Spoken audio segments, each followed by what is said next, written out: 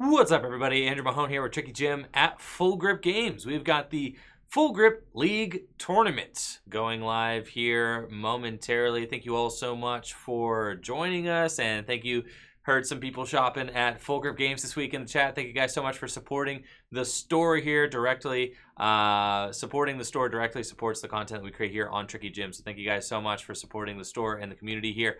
At Full Grip Games, we have got an exciting event ahead tonight. There are a lot of players in the lobby for the event that is going to be going on this evening. We're going to have 5 rounds of play, so a full night here at Full Grip Games as players get their decks geared up and ready for the Toronto Regional Championships happening this weekend. So I think that this is going to be the last opportunity for many players to make those final tweaks to their decks and figure out if the 60 they have in their hands tonight is the 60 that they want to bring to the regional stage this weekend. After talking to some players in the lobby, I think that there's a good representation of Malamar, as well as some Baby Blacephalon decks, as well as some spicy decks as well. I heard about some Stonejourner, some Mewtwo stuff,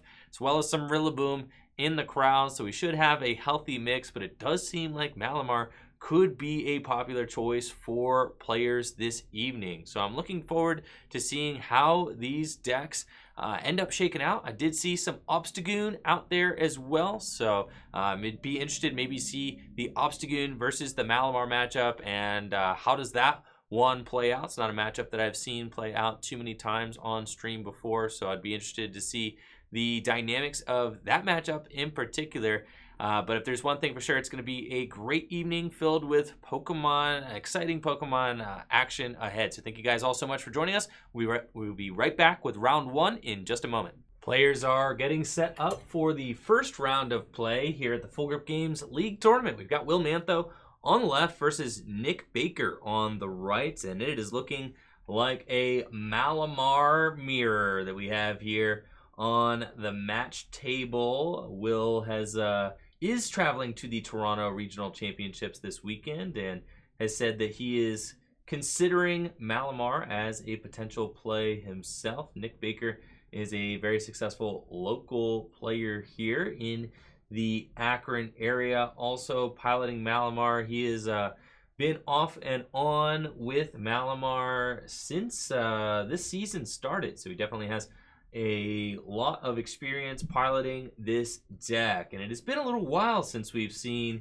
Malamar mirrors. I feel like they were a quintessential part of this past format, but Malamar died off a little bit with the release of Sword and Shield, and it appears to be back in action here as a potential deck that can compete with Baby Blacephalon, as well as Zacian and Arceus, Dialga, and Palkia, because you can trade favorably with the Baby Blacephalon decks, and that matchup is pretty good for Malamar. And then Zacian ADP, you have the Copycat Mimikyu as well as Clear Vision GX, both options to halt that Zacian ADP deck in its tracks. So a nice well-rounded deck that a lot of players are already familiar with and could have pretty decent matchups against what is expected to be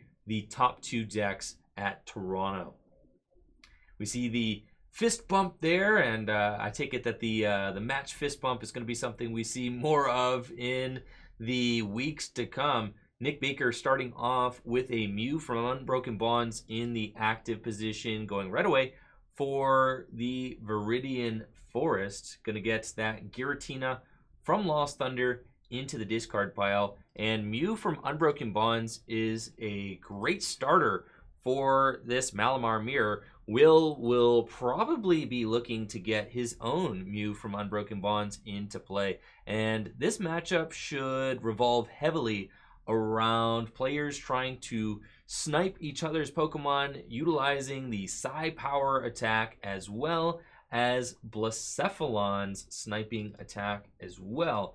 Those are going to be the two major attacks we see here, but the addition of Mimikyu to these Malamar decks gives players a third option to snipe. Not only can we see Psi Power, we can see Fireworks Bomb, and then the Mimikyu can copy both of them. So there is going to be a lot of sniping in this match with players trying to dodge each other's spell tags, because hitting into a spell tag is disastrous in this mirror situation, because spell tag places 4 damage counters when a Pokemon it is attached to is knocked out by damage from an attack, but the spell tag is not triggered if it is knocked out by damage counters placed from an attack. So that difference in the language there on the card is gonna be the main kind of pivoting point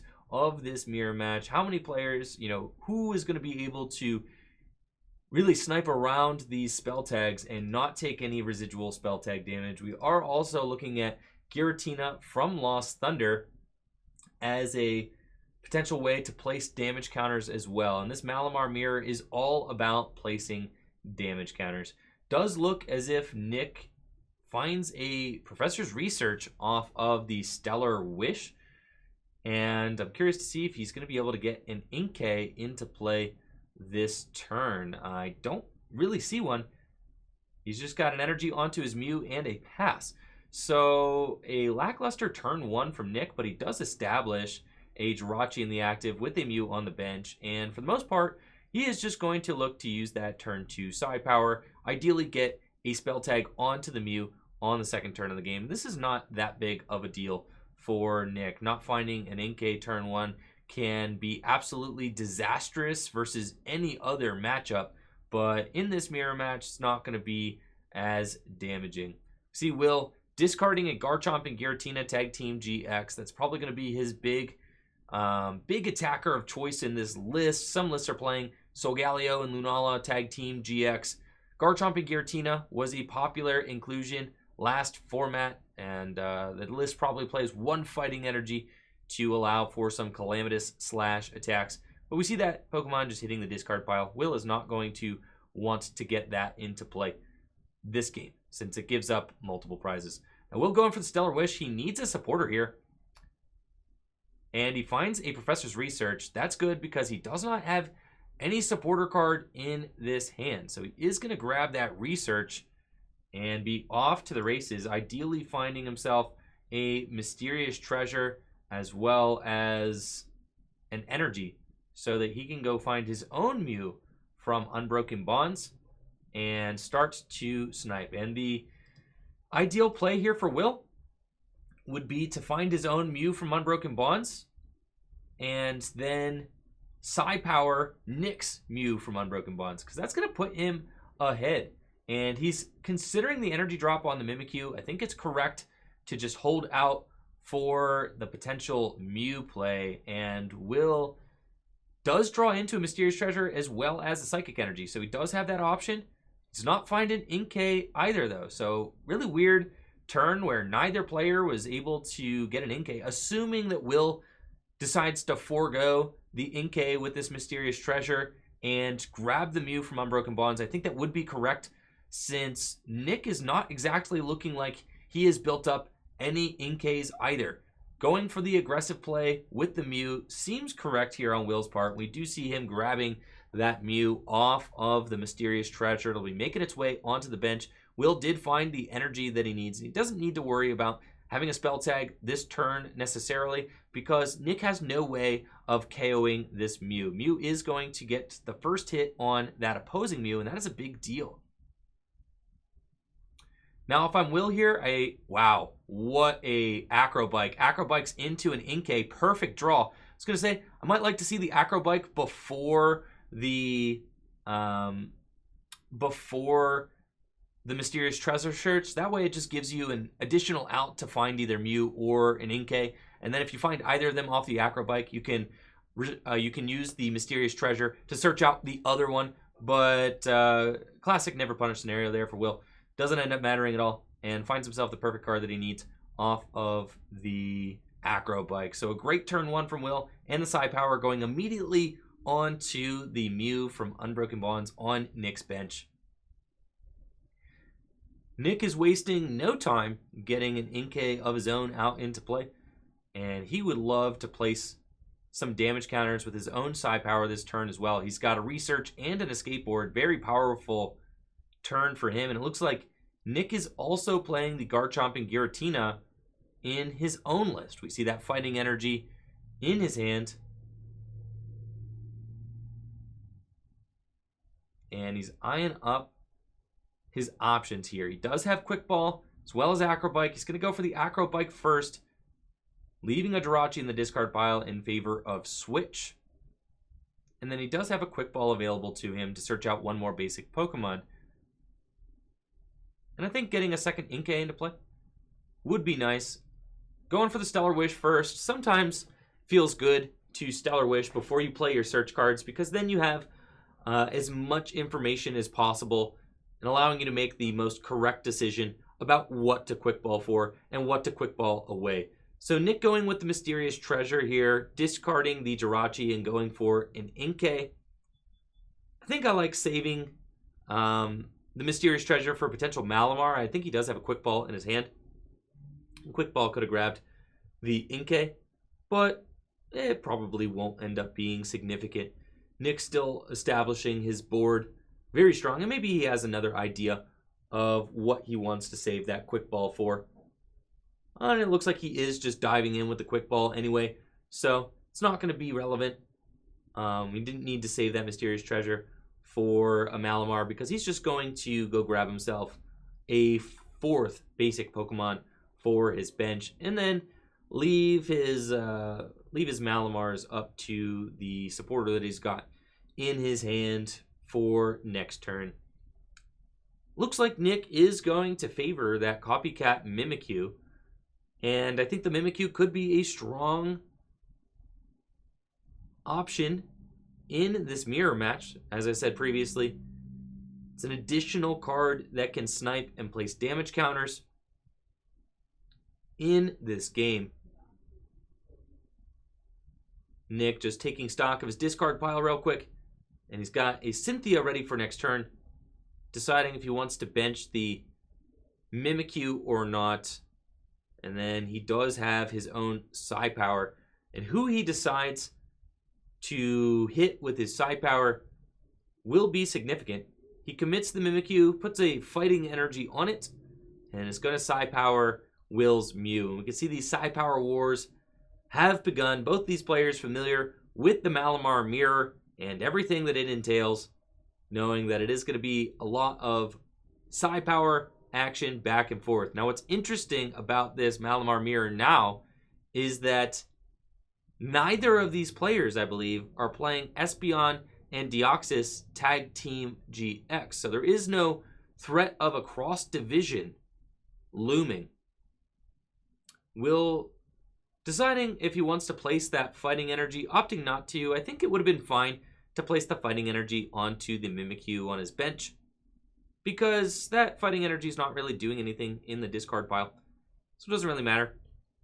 He could also go for the Giratina, so I think that if Will wants to, he could start to aggress with a Giratina from Lost Thunder. Really, the sniping only matters so long as there's spell tags in play. But if there is no spell tags in play, you can pick up the pace of the match and go for a knockout, putting some pressure on with Giratina. It looks like Will is going to go for another Inkay. He's got a Malamar into play, and then is going to be using Psi Power to KO this Mew. And he does have everything that he needs on board to take this KO this turn. He's going to take the prize lead as well. Going down to 5 prizes. Not too much else that he needs for this current state. I would like to see a Giratina make its way into the discard pile for Will. And Will's just going to Viridian, thin his deck a little bit further before this Stellar Wish with Jirachi. And getting that Giratina into the discard pile will be significant because it's going to give Will more flexibility as to how he proceeds with his future turns. And if Nick does not get a spell tag onto this Mimikyu, then it could be a great opportunity for Will to dive in with that Giratina from Lost Thunder on the following turn. You see Will taking his time to select the card that he wants off of this Stellar Wish. He's got Ordinary Rod. He could potentially throw some stuff back into the deck, as well as Mysterious Treasure. Looks like he's actually just hopping right in for that Ordinary Rod. Wants to get the Baby Blacephalon and the Mimikyu back from the discard pile, and I think that that is very valid. The Blacephalon there is going to be one of the biggest swing cards in this mirror match. So getting that card back into the deck is essential. And we see Will starting to commit to that Mimikyu, saying, okay, probably just going to continue sniping here for the foreseeable future. But I do really think that if Nick does not get a spell tag onto this Mimikyu, it would be correct to just knock it out with a Shadow Impact the following turn. And it's going to start to get weird because Copycat is going to copy the Psi Power, and then Will has a Copycat of his own lined up for the following turn. So let's take a look at the Mimikyu. It's getting ready to see some action. Nick Baker going to shuffle his hand into his deck with Cynthia. Let's see some new cards.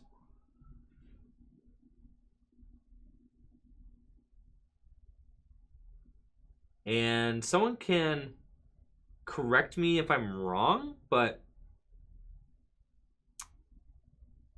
I guess if Copycat copies Copycat, does Psi Power continue getting used, or does it fail because you're copying Copycat and not Psi Power? So I know that Nick Baker can Copycat and copy Will's Psi Power and take the knockout, but then the question is, can Will then Copycat and copy Psi Power again off of a Mimikyu? So I'm not sure that I've seen that interaction yet, and I'm getting some confirmation in the chat that Copycat copying Copycat fails to launch. I think that would make sense, and I do believe that I read that somewhere. If that is the case, if that is the case, Will is going to have to find himself another attacker. So there's an interesting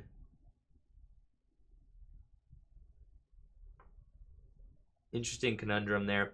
And the reason that I guess the argument for it succeeding would be that the attack that was announced was Psi Power via Copycat, but that's not really the way it works. The way it works is that Copycat is the attack name. It just uses Psi Power.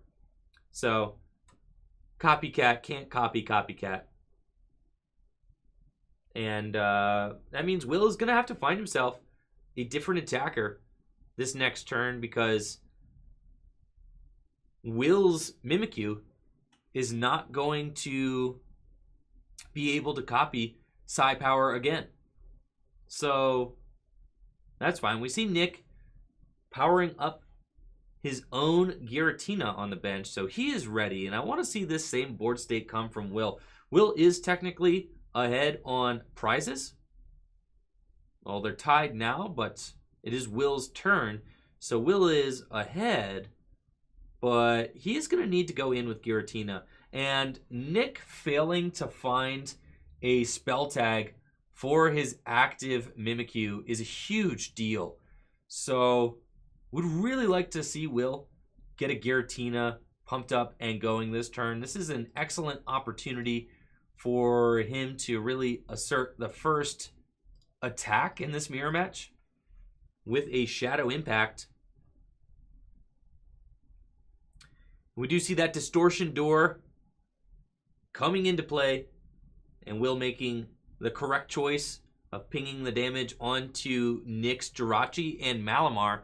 Jirachi is the optimal target for most ping damage once this matchup is up and rolling, because you know that Jirachi is just going to be a free prize. It's not going to evolve and anything like that. And you just know that Jirachi is just sitting there with 70 hit points and will always be a free sweep up if Nick ever hits into a spell tag. Now, Will does have double psychic energy in the discard pile, so he's guaranteed an attack with Shadow Impact this turn to take the knockout on that Mimikyu. But then Nick has a return Shadow Impact himself with Giratina. So the question is going to be, can Will find himself a spell tag this turn for his Giratina? And I like Will's decision to thin the deck via Viridian Forest before this Stellar Wish. It's going to be a big Stellar Wish. If he finds a spell tag here, it is going to be a big difference maker in this mirror match, as it's going to allow him to skip ahead on prizes by placing 4 more damage counters on that Jirachi. And he does find the spell tag. So a big find there for Will. And that spell tag is going to be making its way onto the Giratina in preparation for a perfect Shadow Impact. He's got the energy he needs via Malamar and will Shadow Impact, knocking out Nick's Mimikyu and going down to just 4 prizes remaining. Thank you so much, D-Funk, for the Tier 3 sub. A year's worth of Tier 3 subs. Thank you so much, D-Funk, for supporting the channel. All you do here for Tricky Jim. Appreciate you, D-Funk. Thanks for tuning in. So Will take that prize lead. Nick is going to promote a Jirachi. And he can take the knockout, but he does bite into that spell tag. And it looks like Nick is already committing that baby Blacephalon to the bench. And both players are in this weird spot where if they go to that 3 prize turn, baby Blacephalon is going to be able to snipe 12 damage counters. There's not really a great way to play around it. Now, Nick could go in and snipe with his baby Blacephalon this turn in preparation for Will going to 3 prizes next turn. It looks like that's what that's what Nick is about to do. So Nick is lining up a fireworks bomb potentially for this turn. And it's going to snipe. I know he's got the rod in his hand. That, or he could go in with his Giratina, but it looks like he's just going to dive in with this fireworks bomb, placing 4 damage counters and saying, okay, go ahead and take the KO on my Blacephalon. And then if Will does take that knockout, he will receive 4 damage counters via spell tag. I'm not totally sure about the placement of the damage counter on the active Giratina, but Giratina does, I'm sure there's a reason for it. I just don't exactly know what the reason is. Places the Giratina at 80 hit points remaining, and the Mimikyu on the bench is at 30 hit points remaining. So Nick is lined up to have a huge turn next turn. If Will bites into this Blacephalon with Shadow Impact, he will place 4 more damage counters onto his own board and also unlock Nick's Fireworks Bomb turn to place 12 damage counters. So I anticipate that Will is going to try to avoid that at all costs. And we see him diving for his own baby Blacephalon. And this is a little bit risky because Will has only got one Blacephalon left. He's already used his ordinary rod. But what Will could do is he could retreat into Mimikyu and he could copy Nick's Fireworks Bomb with Mimikyu. And I think that that would be an ideal play this turn for Will, would be to copycat Fireworks Bomb with the spell-tagged Mimikyu. So we'll see how Will ends up playing this. He does have the hard retreat, but it looks like he's kind of locked into potentially attacking with his Blacephalon. I think he might be better off going with Mimikyu this turn, though. Though, it's questionable. Because if he goes in with Mimikyu, I mean, Mimikyu does have a spell tag. That's nice. The spell tag probably won't get triggered because Nick will probably just use his Blacephalon again. And it looks like Will is just going to bite and goes for the Shadow Impact. This could be a huge opportunity for Nick to come back in this game. We see Will place that 4 damage counters onto his Blacephalon. And Will is going to go down to 3 prizes remaining. Nick gets to place 4 damage counters. He's going to go for 3 on the Mimikyu with the spell tag. And gets to place 1 more. And we already know that Nick has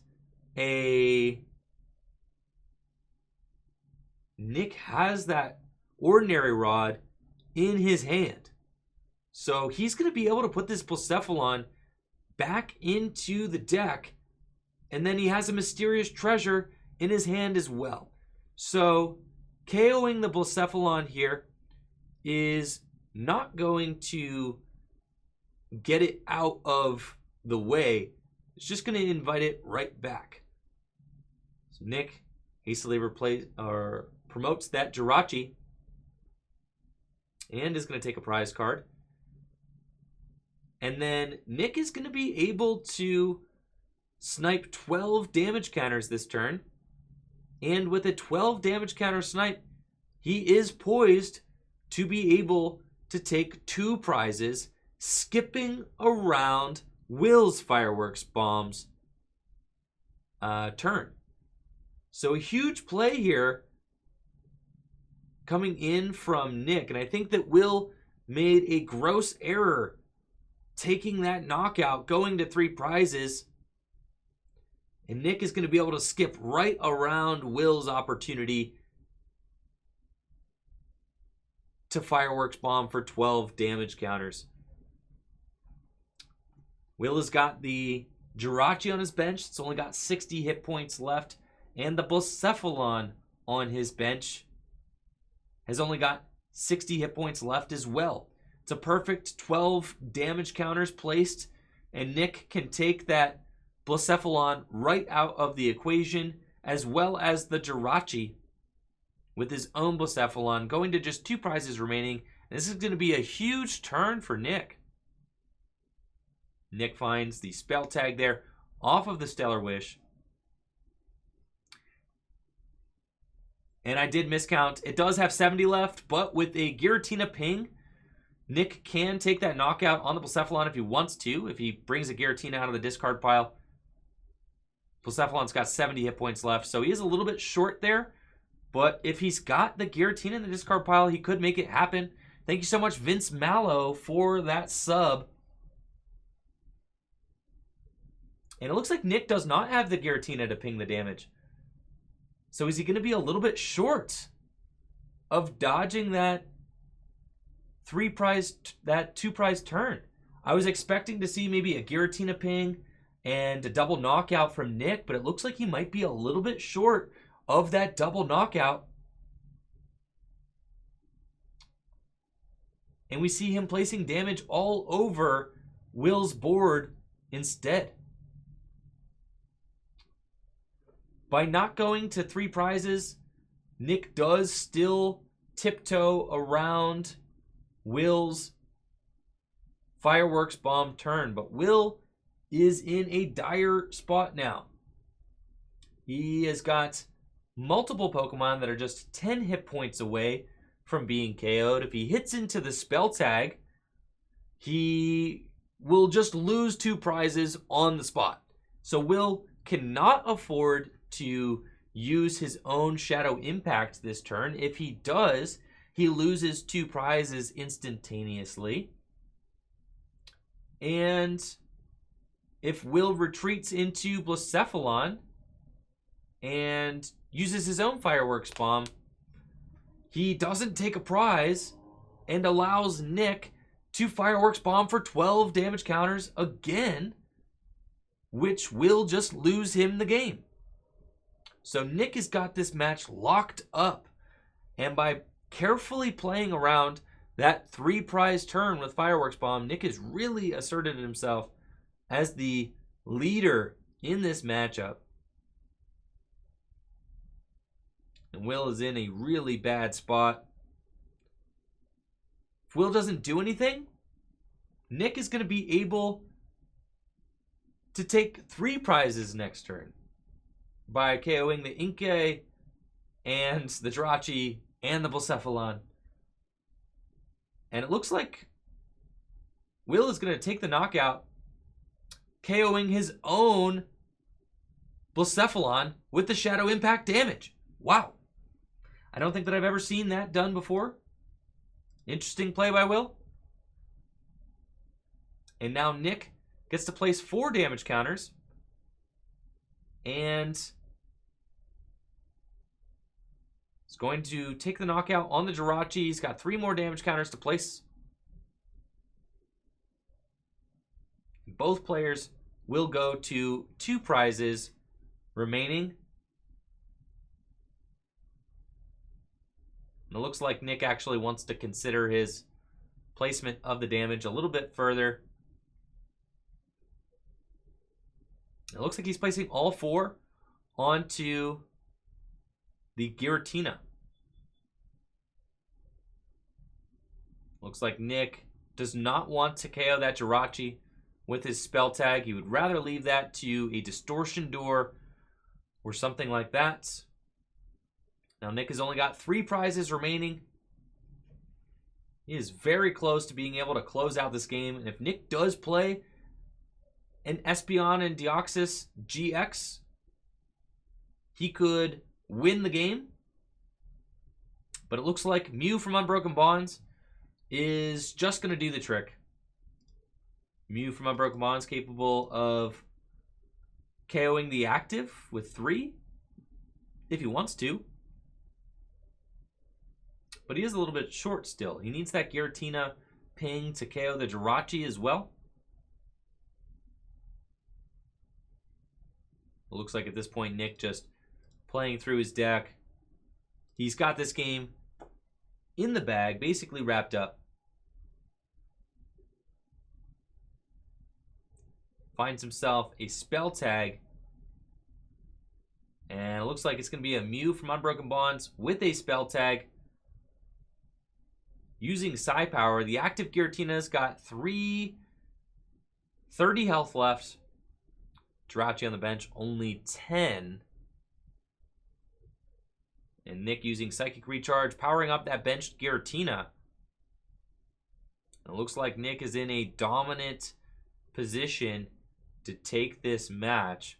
He gets to avoid that spell tag damage on the active Giratina if he places the damage counters with Mew from Unbroken Bonds.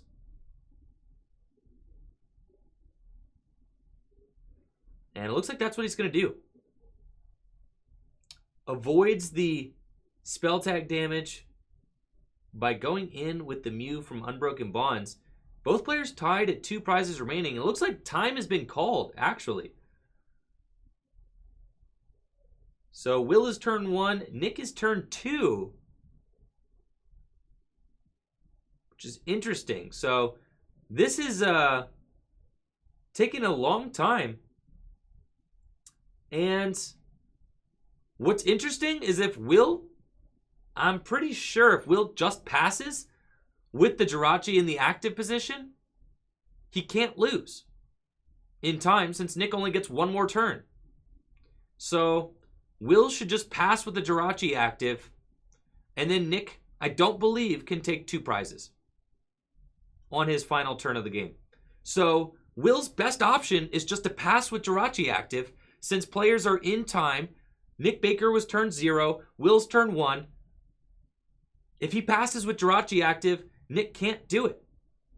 But if that Jirachi goes to the bench, then Nick has an out to win because he can use Distortion Door to ping the Jirachi for knockout.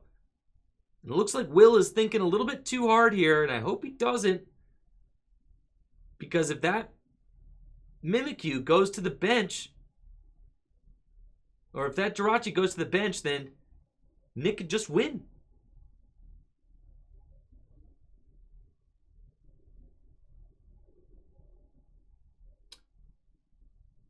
And I don't think that there's a reality where copying with the copycat Mimikyu is going to matter here.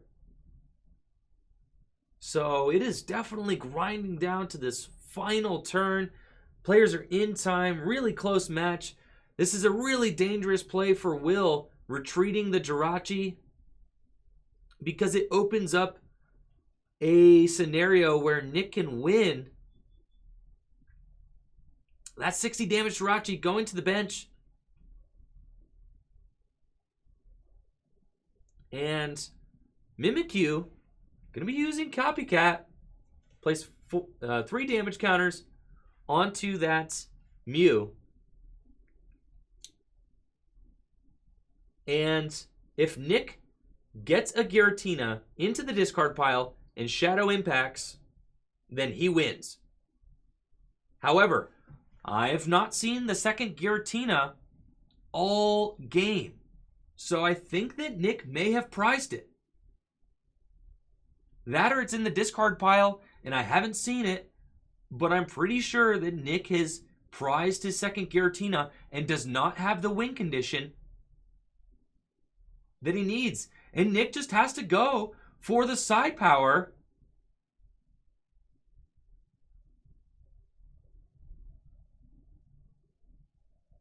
And then Will is turn 3. And it looks like it's going to be a tie. Both players ending with just 1 prize remaining. And that's it. I felt like Nick was in a really commanding spot this game to take the win.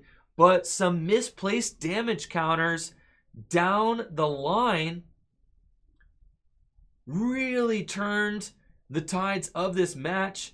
And that's going to be a tie. Both players ending with just 1 prize remaining. And Nick showing that second Giratina from Lost Thunder was in the prizes. That was his win condition. If he had the Giratina, he was going to be able to win by pinging the Jirachi, but he couldn't find it off his prizes. A crushing tie there for Nick. He was in the driver's seat that whole game. Had mounted a huge comeback after Will took an early lead, but wasn't able to seal the deal.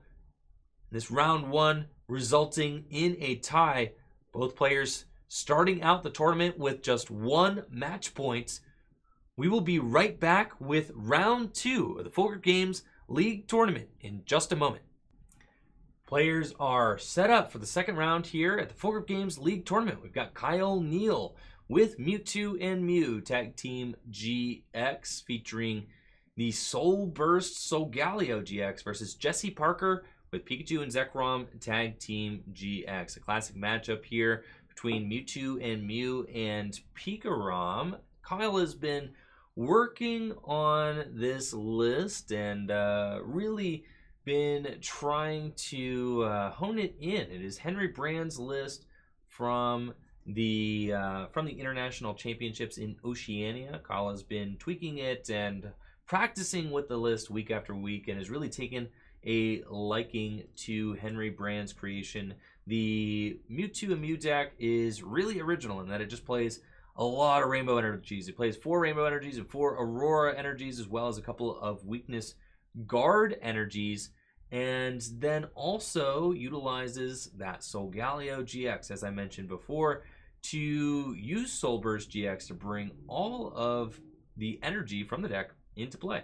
And it's that easy. You really just go turn 1, Solgaleo GX, put it into the discard pile, and Soul Burst. Soul Burst allows you to search your deck for up to 5 energy cards, attach them to your Pokemon in any way you like for just 1 metal. And as I said previously, there are 8 effectively rainbow energies in this list, with the 4 aurora energies and the 4 rainbow energies.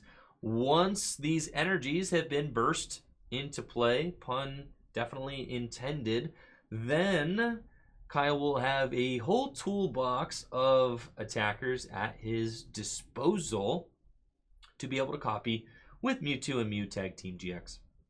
And Jesse gets the ideal starter here with Jirachi and an electromagnetic radar to get things kicked off. So he's going to be looking for a Pikarom and maybe a Dedenne GX, depends if he's got a lightning energy in this opening hand. And I'm sure that he would like to get things kicked off as quickly as possible.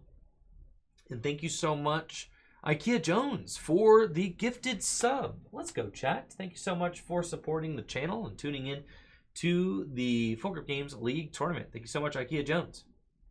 Looks like Jesse is going to be grabbing a Pikachu and Zekrom Tag Team GX as well as a Dedenne GX. And does he have a lightning energy in his hand? He does not. He's got a Raichu, and it really hurts because he's got a research as well as some cards like Custom Catcher. Is that a Custom Catcher? Pokemon Catcher. But he has to let them go because this deck really wants to get a turn 1 lightning attachment. And as we see, Jesse was able to find some lightning energies on the other side of that Day-Day change. So he will be able to equip Pikarom with one of those, and he has a Stellar Wish as well. So we're going to look at the top 5 cards of the deck. Finds a Volkner, could be essential in getting him that turn 2 full blitz. Turn 2 full blitz going first.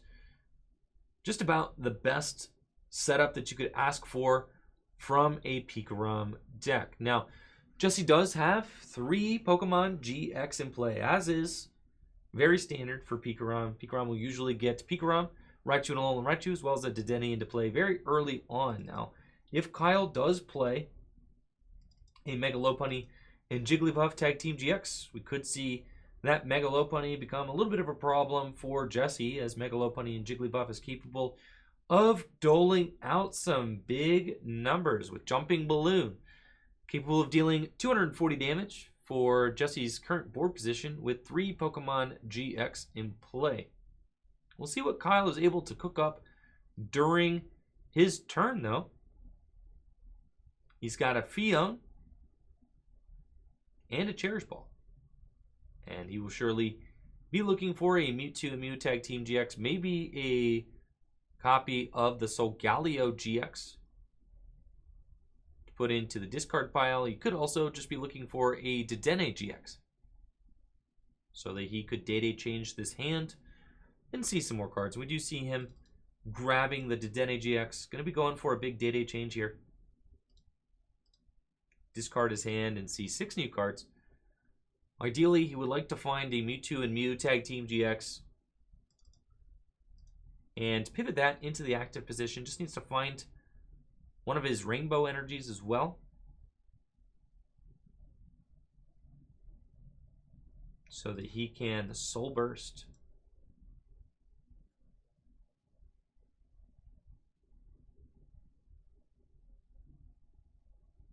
We'll see what Kyle's got in his hand. He's letting go of. Wow. Switch and a Solgaleo GX. But unfortunately, no way to discard that Solgaleo GX. So he has to let the whole hand go with the Day-Day change. That is unfortunate because he would have loved to just Cherish Ball for the Mewtwo and Mew there and then switch into the Mewtwo, Mew, and Soul Burst. However, he didn't have a way to get that Solgaleo GX in the discard pile. No quick balls in the opening hands. No Aurora energy in the opening hand. We see Mewtwo and Mew come down into play. It's got a rainbow energy, but will Kyle be able to... Wow, yeah. Sure enough, draws into Mallow and Lana. That'll do. And we are going to see a turn 1 Soul Burst GX from Kyle. Start getting that energy into play. And Soul Burst GX, an extremely explosive GX attack.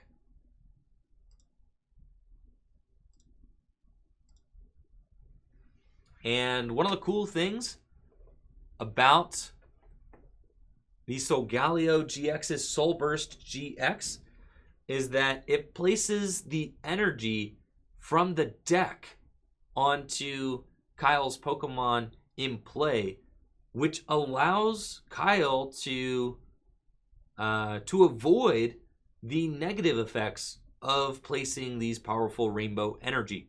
So because he's placing the energy from the deck, he does not need to place damage counters for the rainbow energies, and he does not need to discard cards from his hand for the Aurora energies. Both the rainbow energy and the Aurora energies downside trigger when they are played from the hand, but since they are played from the deck, then he is free to attach them without any drawbacks. Jesse going in with a Stellar Wish. Would love to get a full blitz this turn since Kyle has really stepped up this game, threatening easy one-hit KOs on any of Jesse's Pokemon this turn. Jesse needs to kick this deck into gear this turn, or it could get ugly. Kyle's got a Mewtwo and Mew in the active with 3 energy on it, and a Reshiram and Charizard Tag Team GX on the bench with 3 energy on it as well. And Mewtwo is capable of copying a whole host of Pokemon. There's also Blastoise GX in the deck.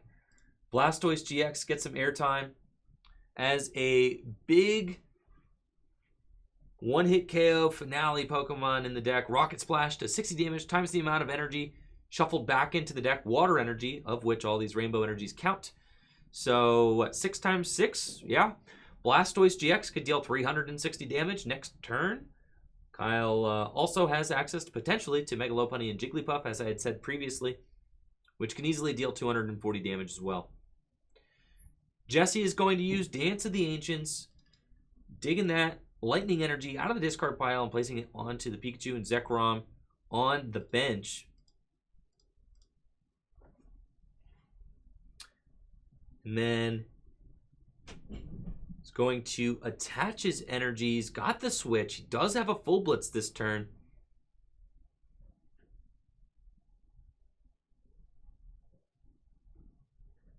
This could be a big full blitz from Jesse. Going into his deck and accelerating 3 lightning energy into play, but feels like full blitz just pales in comparison to Kyle's acceleration of 5 rainbow energies from the deck.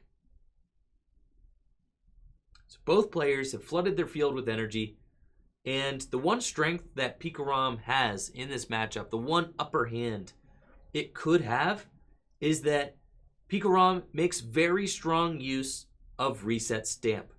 So even though Jesse is swinging in here with a more or less sacrificial Pikarom, his board position is going to be much stronger next turn.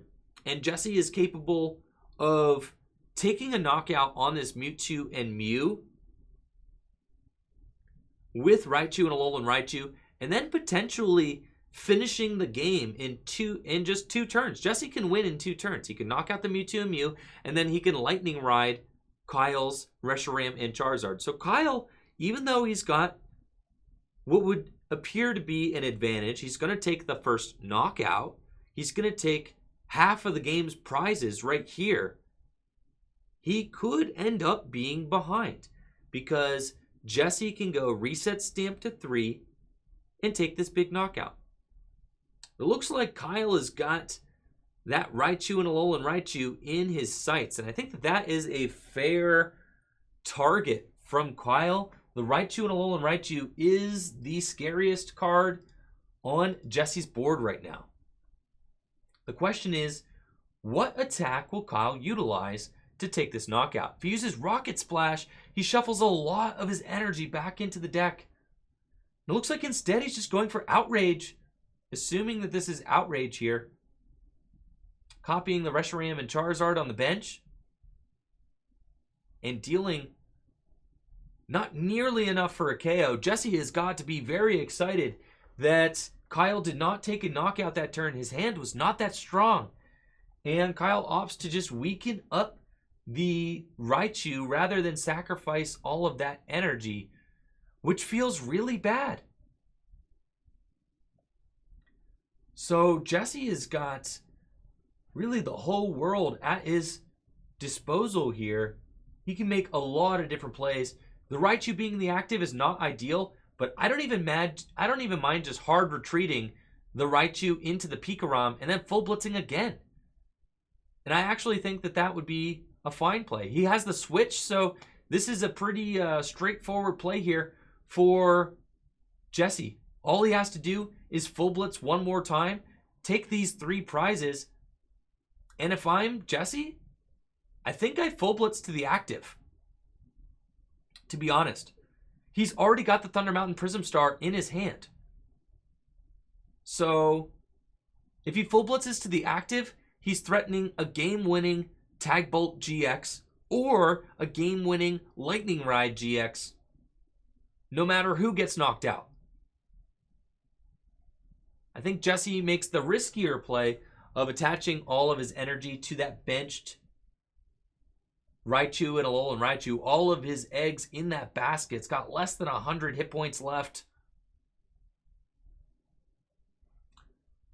But nonetheless, Jesse's still in a commanding spot after that back-to-back full blitz.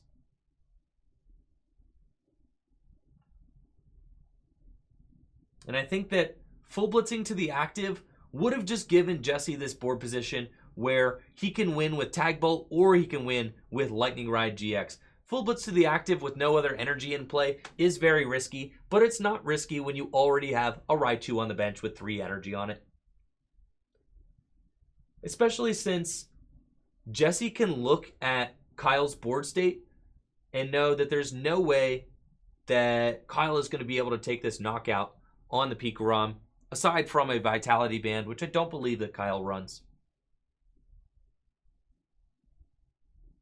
So Kyle finds that Snivy and Venusaur Tag Team GX. But looks like he's going to bench another Mewtwo and Mew.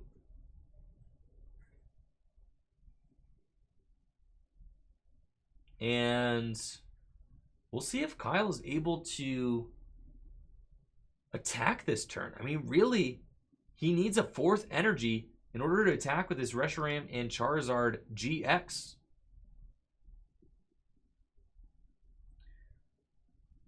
Reshiram and Charizard GX cannot use its GX attack.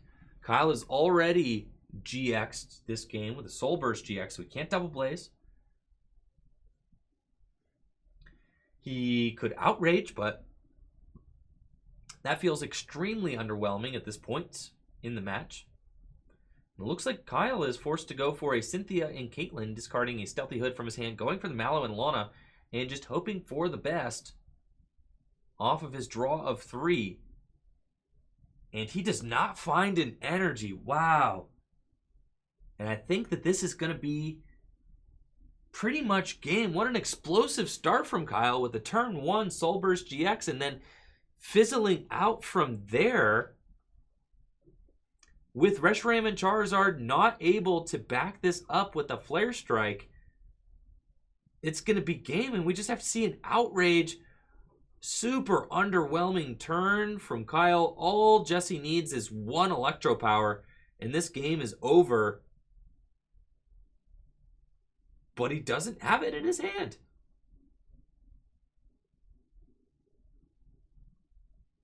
He's got energy switches. And this is why I said that I thought, maybe full blitz to the active. He could have had some different options available to him. But he does have day-to-day change. So we're going to dig into the deck. Jesse finds 1 Electro Power. This game is over. And that is game. He's got the retreats from the Pikarom. Raichu and Alolan Raichu coming into the active. And Lightning Ride GX for his final 3 prizes in game. Jesse taking the win with Pikachu and Zekrom Tag Team GX. Just performing in classic Pikarom fashion. Got the turn 2 full blitz backed up by a turn 3 full blitz, backed up by a game-winning Lightning Ride GX. Pikarom looking very good in that last game there. Congrats to Jesse on the win. Kyle's deck just not exactly getting up to speed and kind of stalling out after that initial Soul Burst GX. Jesse will advance to 2-0 here at the Full Grip Games League Tournament. We will be right back.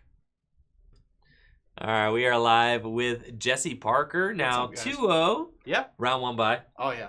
We take 2-0 with an asterisk. But I'm going to buy it in a second. I definitely appreciate that. Looking good there in that match against the Mewbox deck. Now, we had a request from the chat. What do you think is the position of Pikarom in this metagame for Toronto specifically?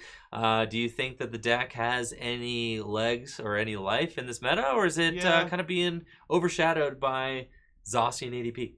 Well, I feel like Pikarom tends to do best when people aren't really accounting for it as much, because we saw Pikarom was kind of off the map in the Cosmic Eclipse format for a while, right? And then it kind of came back, and I don't think it won, but it got really close. I think it made it to the final. I have to relook at Limitless for the tournaments, but it ended up doing really well, and people kind of wrote it off. So I think that it could definitely see success just because it's a consistent deck, and when a deck falters or if a deck doesn't get its game plan going right away, Pikarom can punish that really hard by we saw in that game. By just charging up your, getting 3 energies on your Raichu is great, but if your Pikarom gets knocked out, you aren't able to Lightning Ride GX. So getting that second full blitz pretty crazy. Really sets you up for a game win. So, and we saw in that match, Raichu could have taken the whole game. Oh yeah, definitely. By itself. Yeah. You had the Thunder Mountain in your hand. Even if that active Pikarom goes down that turn where he used Outrage, I did have the Thunder Mountain. Yeah. So you could have just gone Shake and Bake, Reset Stamp, Tandem Shock, and then Lightning Ride the following turn. Raichu could take all 6 prizes by itself. Right, and I think Pikarom's a deck that you can pretty consistently get your game plan, especially if you're going first. You get that extra turn, which is nice because a lot of decks I think are choosing to go second nowadays. Really? It seems like, I don't know, it seems like most Welder decks are choosing to go second. Okay. I think Welder decks like to go second, just so they can use Welder on the first turn. Baby Blacephalon is going to be a really popular deck, and I think so. Stefan said himself that the deck should be going second against everything that isn't ADP. Okay. So, which is 50% of the meta, but just because putting them behind the energy attachment is important. But it seems like and Pikarom's really favored when it goes first. It feels like so. But generally if decks get their game plan going, Pikarom feels unfavored against most things. Having a 240 HP Pokemon to give up 3 prizes feels crazy because when you look at Zacian. Yeah, it's crazy that that seems so bad now, but it kind of is. You stings. You can play things like the Giant Charm to kind of supplement that, but I feel like that Fine Man is just so much better. You get to fix that math.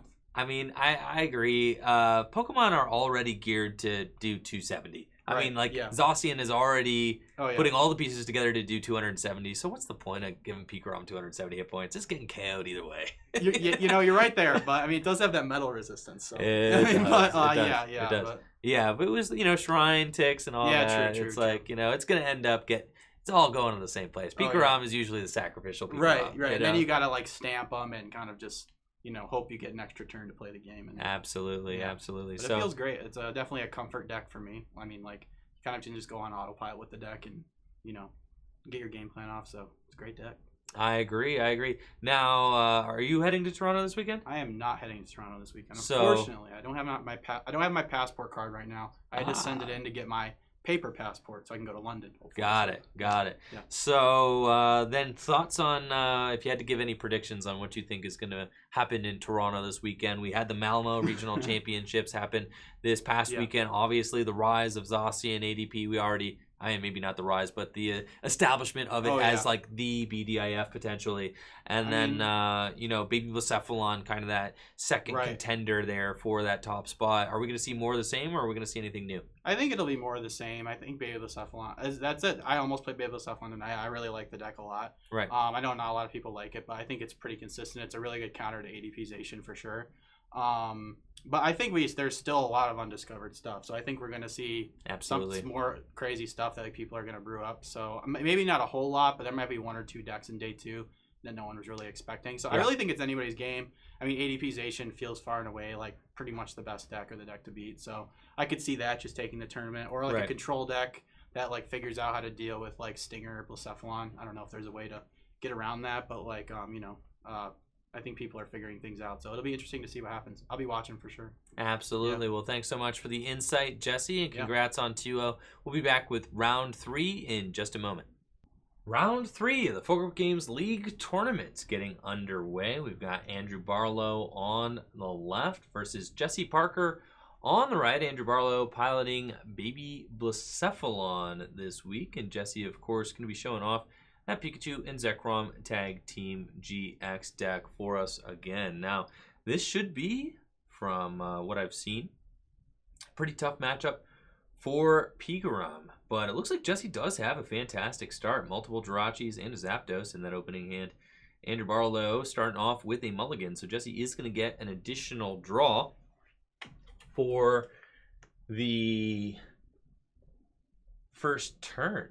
And Andrew probably playing a list that I would imagine is similar to Stefan's top 8 list from the Malmo Regional Championships.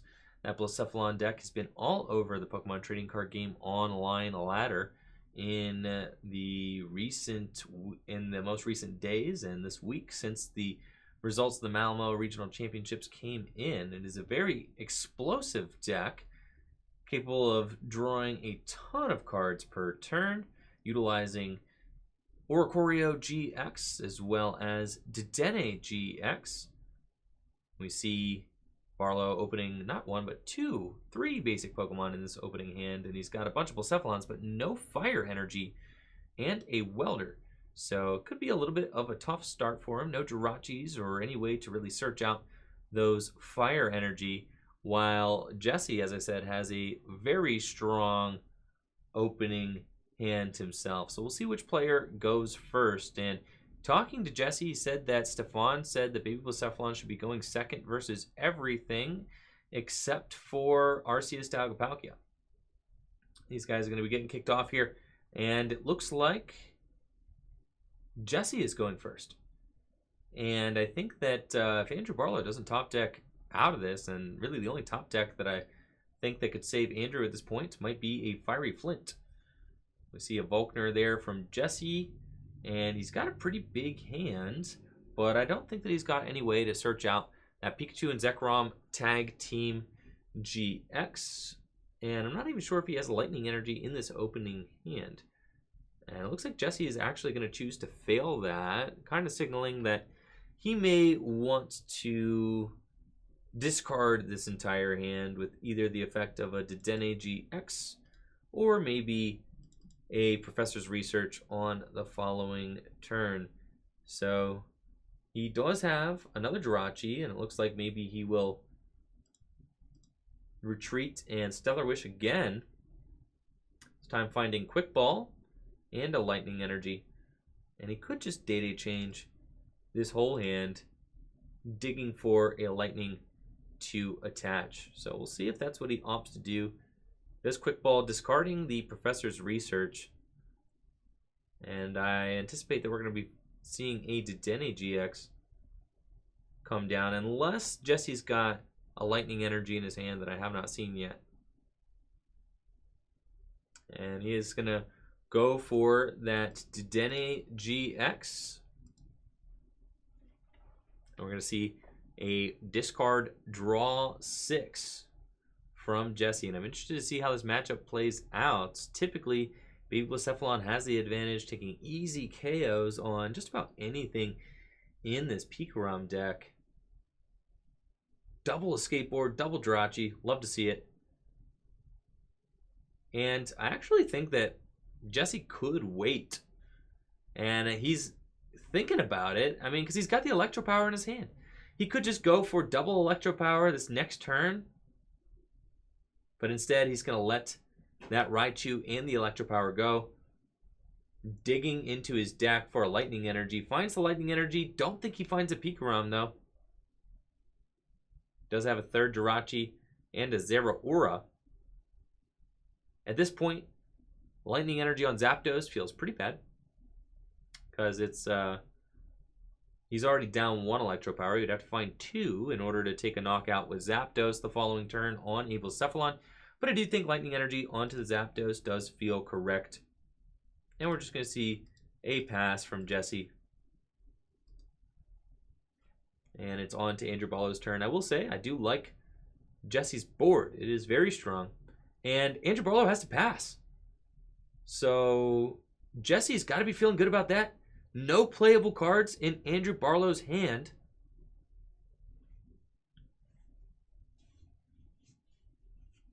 And Jesse is going to have an opportunity to potentially take the lead with a knockout. That being said, he is in a tough spot with that Zapdos, only dealing 80 damage, not enough to one-hit KO the Blacephalon. And it looks like, yeah, Jesse just playing some cards maybe to pare his hand down.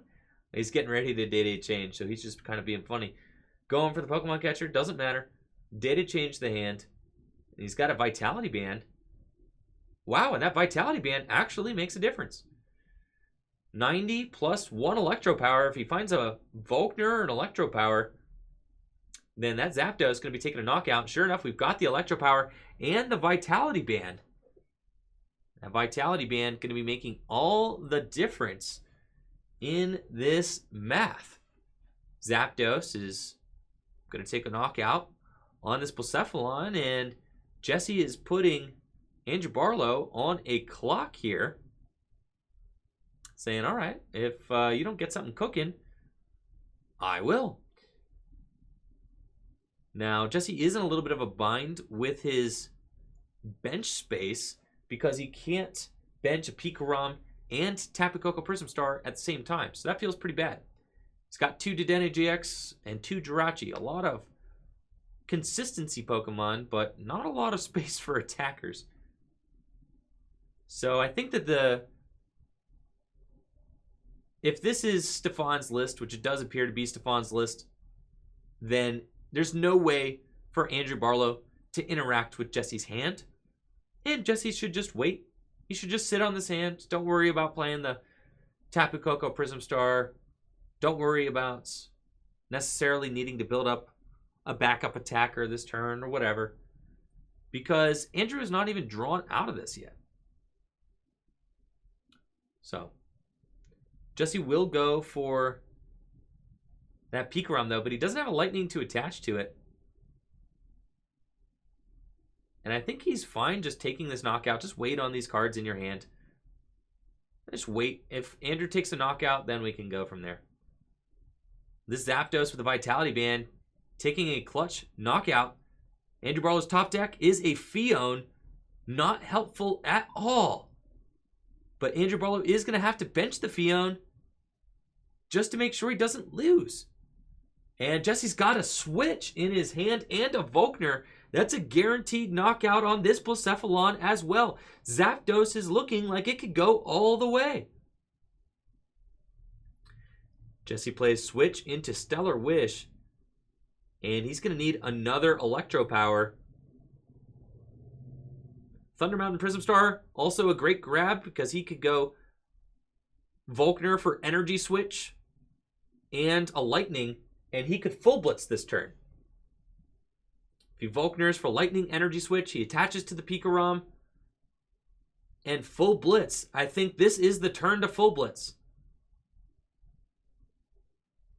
All Jesse needs is Energy Switch and the Lightning, and Jesse sees it.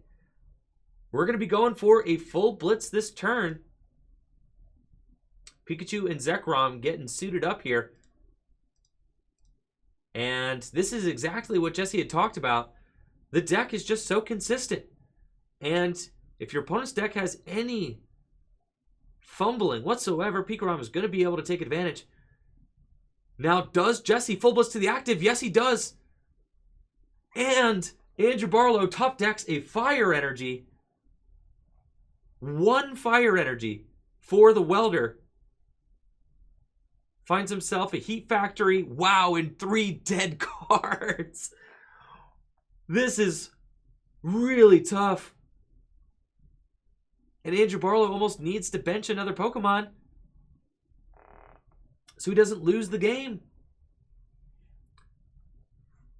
He needs to bench the Cramorant so he doesn't run the risk of just losing to a Tag Bolt GX. We are going to see that Blacephalon GX probably using Bursting Burn this turn, and that is what we see. Pikarom confused. Andrew Barlow trying to pull out any trick that he can to keep himself in this match. And Jesse could just go for it, but no, he's got the switch. And Andrew Barlow's got to hate to see that. He's got the switch right when he needs it. Curing the burn and the confusion. Stellar Wish. Finding him an Electro Power and another switch. I feel like at this point, switch is just the card to grab. Just because it gives you that option to pivot back into Jirachi. He could also go and Stellar Wish again if he wants to retreat into Jirachi. Stellar Wish with that benched Jirachi. And then go with his active Pikarom. I'm not sure if Jesse has the Lightning. He does have the Lightning, so he is going to be able to Tag Bolt. And there's the 6th Lightning, Tag Bolt GX. And surely Jesse will knock out that Fion, going to just 1 prize remaining. And Andrew Barlow scooping it up. He's got nothing. Wow.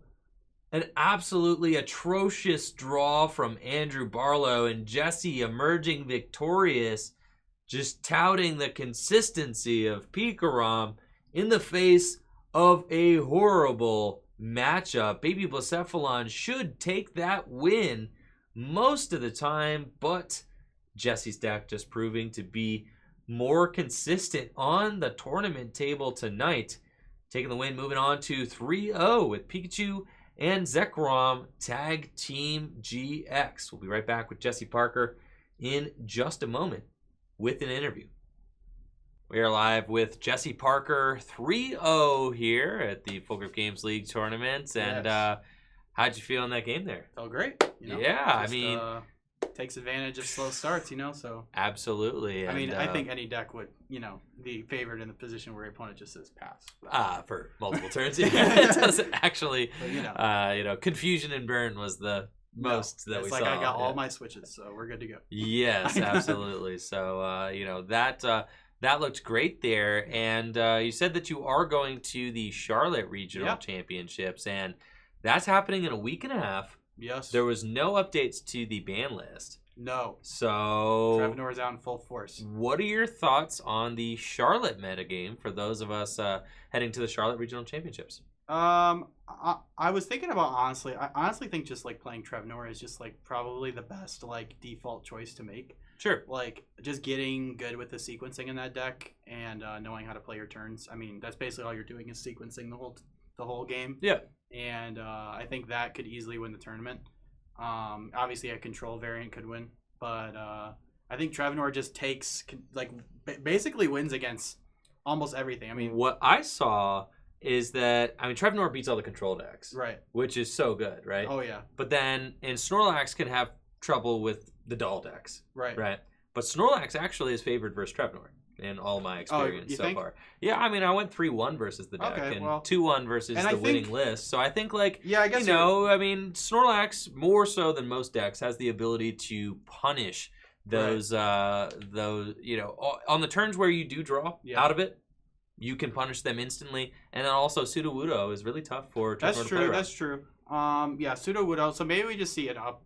I feel like most people were already like expecting a lot of people to run Sudowoodo. Right. But then I feel like a lot of people just chose not to run it again. So I feel like it's one of those techs that people just decide not to play to fit in other things. Sure. But I also feel like Zacian decks are pretty good against it, just being able to have that ability to get because once you get energy, once you establish a board, any deck that can like establish their board before they can do that to you, kind of like against aggro, you try to explode through your deck as much as you can before they get the item lockout. So I think any deck that's able to do that, you're able to hit a couple max elixirs, attach, use the Zacian ability to get like 2 or 3 energy in play before they could even do anything to you. Right. Then you just like swing at them, and sometimes that's enough to win you the match against it. For sure. Yeah. So like Turbo Dark is a similar situation. If you just pile all your energy in play, sometimes you can just weather the storm.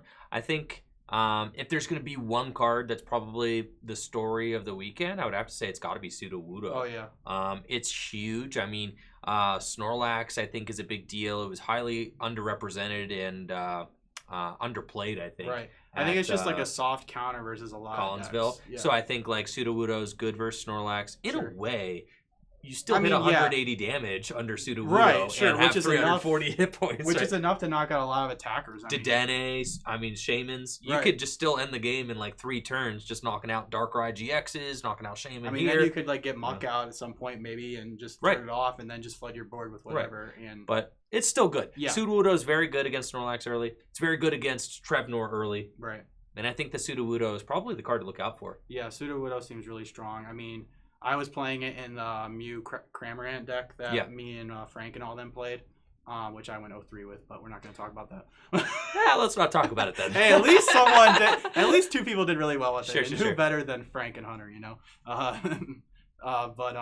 yeah. So honestly, I don't know. Expanded for me has always been one of those formats that like I don't feel like I have a whole lot of like I don't think I have a lot of knowledge of like all the like sometimes I see like during the day I see cards where I've never seen them before. Wow. Or like don't know what a lot of them do exactly or certain interactions. Sure. So like when I first saw Trevnor, I was just kind of blown away like, whoa, what's going on here? Like I knew about the deck ahead of time. Sure. But like actually playing against it, like I don't know. The Expand is just one of those formats where I feel like you kind of just gotta I don't know. It's I feel like it's hard for me to test for. Whereas Standard, like I know these are 3 decks I'm definitely gonna play against. Whereas Expanded, I'll test against Trevnor, I'll test against Turbo Dark, but then I won't play against a single Turbo Dark the whole day. Right. Like just what happened to me at Dallas. And I hear you there because I was having a similar experience with Expanded during like the Zoro Control heyday. Right. I think almost my last year, I was just really up in arms about what to do with Expanded. I just kept shipping Blastoise because I just didn't know. I kind of resigned. I didn't understand the control decks, but I feel like in just continuing to invest myself into the format. At this point, I've been playing Pokemon for like 8 years. So you've seen all these cards. I know all these cards. Established meta and kind of know the strengths and weaknesses of that. Whereas me, I look at like I see a Combee on their bench, and I almost have no game plan. Like I'm just like, okay, what do I need to do here? Do I need to be like going turbo aggressive? Do I need to make sure I don't bench Shamans if I don't have to? Like, what am I trying to do here? So I think it's those types of things I need to get better at for me to actually perform at these expanded regionals. But I think what some of my best regional performances have been at expanded. Yeah. I think I got top 32 last year at Hartford. But I played Pikarom, which is a deck that I played a lot in standard, and it has like a game plan, and same as Archie's. You just try to get that, turn 1 full blitz, try to get that turn 1 Archies.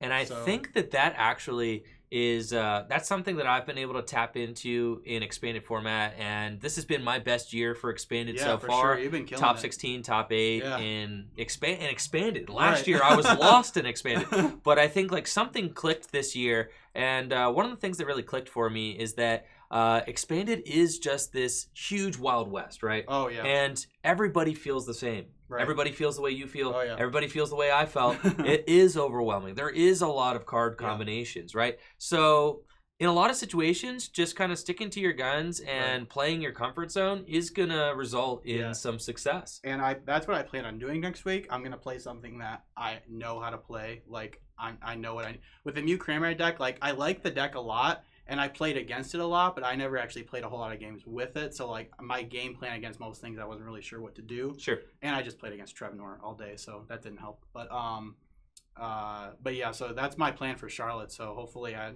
do better than I did. The last regional. I think at the crux of expanded format, it really boils down to this. You've got two kinds of decks. You've got the aggressive decks and you've got the control decks. Sure. That's it. So like when you're asking yourself, okay. Would you consider Snorlax to be an aggressive deck? Yes. Yeah. But it has some almost control-y like properties. Yeah, right. Similar to Turbo Dark, right? So like I would say I kind of equate Snorlax and Turbo Dark as being kind of like in the same boat. Well, because they're both aggressive decks, but they both have a bunch of different game plans that they can execute, right? So, like, you could go with Turbo Dark, and you can go for any of your different GX attacks. And that's kind of like one of the cool things about Turbo Dark is you have ways to manipulate the game state, either by taking manipulate the prizes, right? And then Snorlax also is an aggressive deck that could just go boom, knockout, knockout, knockout game. Yeah. Or you can manipulate the prizes and kind of compete with control decks in that way. And that's kind of the leg up that both Turbo Dark and Snorlax give themselves against the control decks is that they manipulate the prizes. Whereas control decks are trying to like deny prizes altogether. The Eggrow deck is trying to deny items altogether and take advantage of the fact that that deck is built to not use items, right? So you really just have these kind of few properties, and in my opinion, if you're playing an aggressive deck and it doesn't compete with Snorlax or Turbo Dark, why are you playing it? Yeah, exactly. And if you're playing a control, for example, like why play that? Why play that? Like the only benefit I could see is having the ability to, tag bolt. But like other than that, like you might Turbo Dark's just better. Yeah, yeah. Turbo Dark's just which better. Is sad. I mean, I want to play Pika. I wanted to too, because it was my comfort zone. So that was like one of the decks that I went to, knowing that I know how to play Pikarom, but I quickly decided that wasn't going to cut it, and I felt the same way about Zacian as well. Yeah. I couldn't cook up an argument as to like why is Zacian better than Turbo Dark or Snorlax and expanded. Other than it being just like a 2 prize or a 220 HP, But he just like gets KO'd by Sudowoodo. And then you knock them out. Sudowoodo. Yeah, watch and think about the other Sudowoodo. Watch and learn Sudowoodo. Watch and learn Sudowoodo. Sudowoodo cards are busted. I know. So like in my opinion, I think like you're gonna see Snorlax and Turbo Dark decks kind of doing their thing.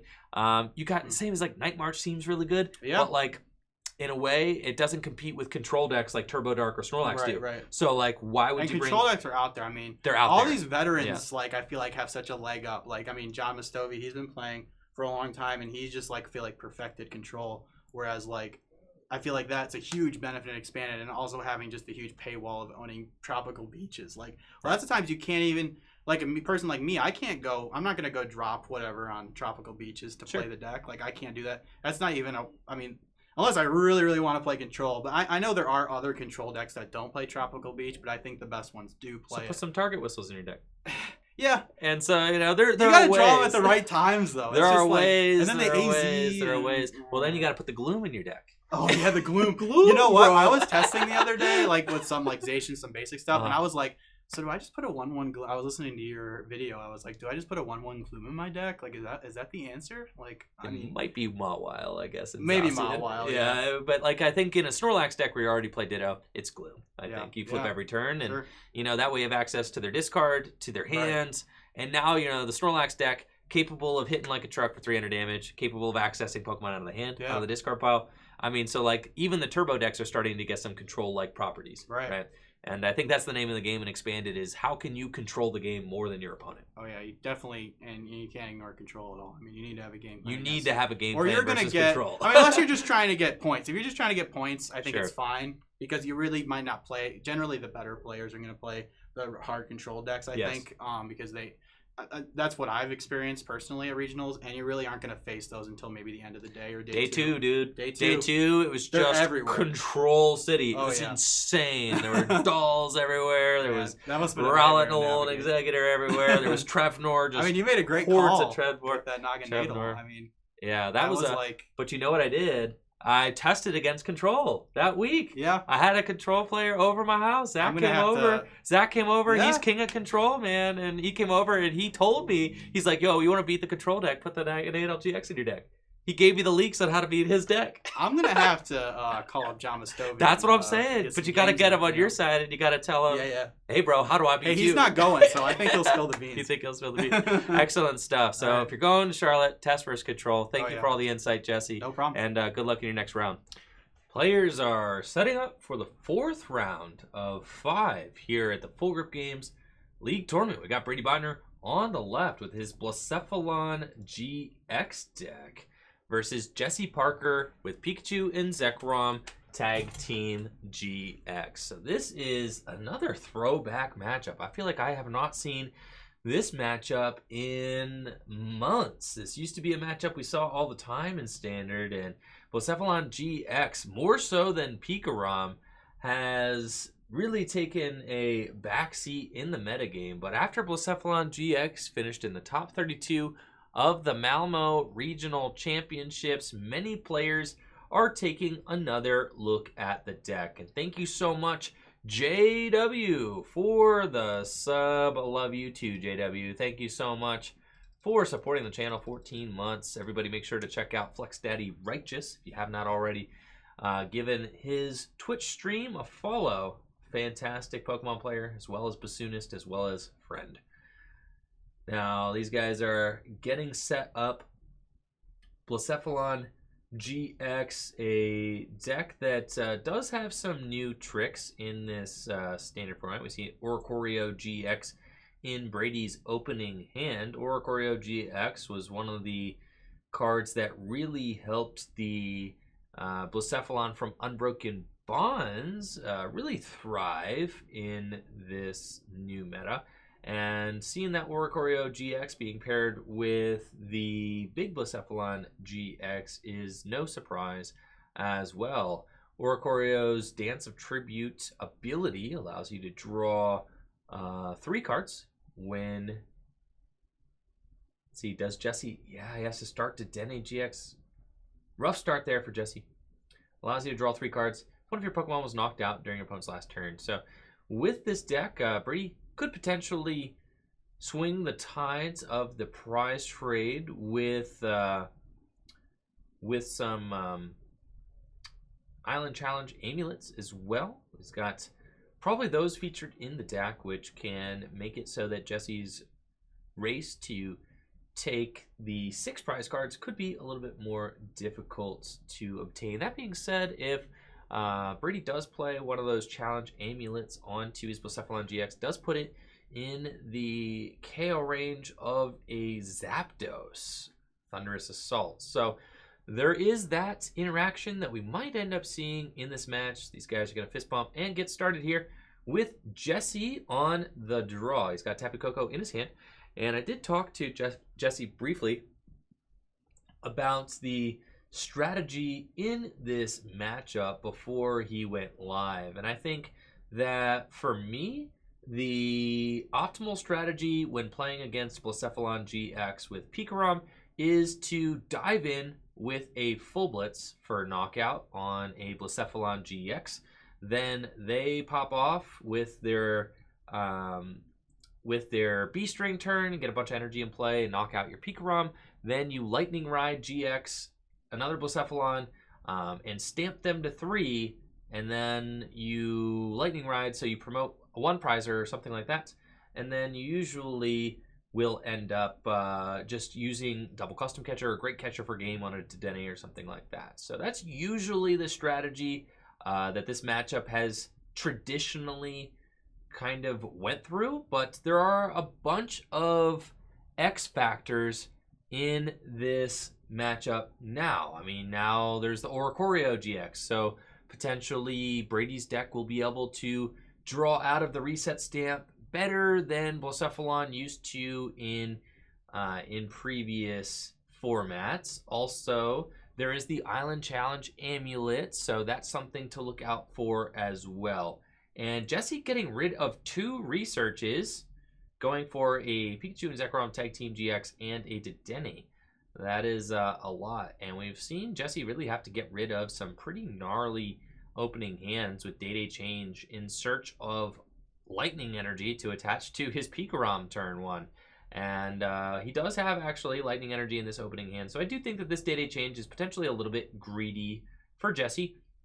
He did not need to get the Dedenne. He could have just waited on the research and discarded his hand next turn. But it looks like he's just going to dive in with the Dedenne. And I don't necessarily think that that is necessary. You could save the Dedenne in your deck and just go the following turn. But here we are, Day-Day change. Discarding a Volkner. I really disagree with this this discard here. Discarding 3 supporters just feels really bad. And sure enough, we see Jesse draw into a hand with no supporters. So just taking stock of your resources, Jesse already had one of his Dedennes in the active position. And then going for your second Dedenne and discarding 3 of the draw cards out of your deck to see 6 new cards, I don't really think that that is an optimal use of your resources. So Jesse may end up getting punished for this, but we will certainly see. He has to pass to Brady, and I think that Brady, so long as he's got a playable opening hand, he's going to be in a great position here with Jesse's lack of a good 6 cards off of that Day-Day change. You really hate to Day-Day change away 3 supporters. It has to be the most extreme circumstance in order to Day-Day change away 3 supporters in the opening hand. Since now Jesse's pretty much going to be at the whim of his top deck, or have to manually retreat the Dedenne into a Jirachi in order to Stellar Wish, which also feels bad. Now Brady does have Quick Ball. He's going to go get himself a Blacephalon GX out of the deck. He's got a Poipole in the active and on the bench with Oricorio GX at the ready. So I have to say Brady's board position is developing quite nicely, and he is ready to go. Brady did sound very confident, and he's going to Marnie. Okay, so Jesse got to be stoked about that. His hand was not good. So he's going to be putting those cards onto the bottom of his deck and drawing the next 4. And I think that Jesse's probably just A-okay with that. Even if he gets a switch or anything, it's going to be better off than what he's got here. Now, I am curious to see whether or not Jesse has got a third Dedenne GX in his deck. I don't necessarily recommend going in with a third Dedenne. I also don't think that Tapu Koko V is necessarily going to be a valuable attacker in this matchup, because Tapu Koko V is a Pokemon who just can get KO'd pretty easily. He does 200 damage, sure. He's okay for the prize trade, but I think that by and large, you're going to want to go in with Pikarom, and then you're going to want to go in with your Lightning Ride GX on Raichu and Alolan Raichu that are just 2 Pikaroms, and go for a game-winning Tag Bolt or something like that. Tapu Koko V doesn't really bring anything to the table other than just being a vanilla attacker, and he doesn't really pass his energy on or anything like that, whereas like Raichu can preserve its energy by using Lightning Riding, bouncing itself to the bench, making it safe, in quotes, safe from any sort of impending attack there. We see Jesse is struggling now to find supporters. He Stellar Wishes, but he doesn't really have anything else ready to go. He finds an escape board, but again, supporter dry. He's got Quick Ball and Radar in his hand, but I'm not sure that there's anything really left at this point to help Jesse draw through the deck. He does not have a Volkner to go get himself Lightning Energy. He does not have, he does have a Zapdos, so that's good.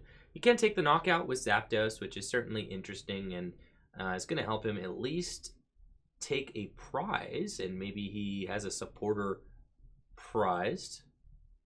And I do think that Jesse did grab the escape board off of that Stellar Wish, so he is taking a knockout here. Zapdos putting in some work with that Thunderous Assault attack, dealing 80 damage to the active Poipole, and Brady more or less just going to be biding his time, waiting for Jesse to unleash that Beast Ring turn so he can really go off. And the stressful thing about this is, yeah, Jesse gets to take a prize card, but he is allowing Brady to use that Dance Attribute ability on the Oricorio GX. So that's going to allow for a really strong draw from Brady.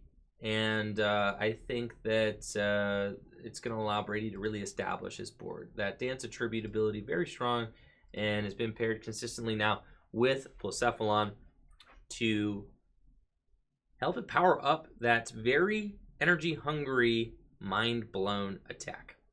We do see, wow, 2 welders in this hand with the Dede change. I really hate to see that. Brady discarding both welders off of that Dede change in search of some new cards. He did not have any fire energy in that previous hand.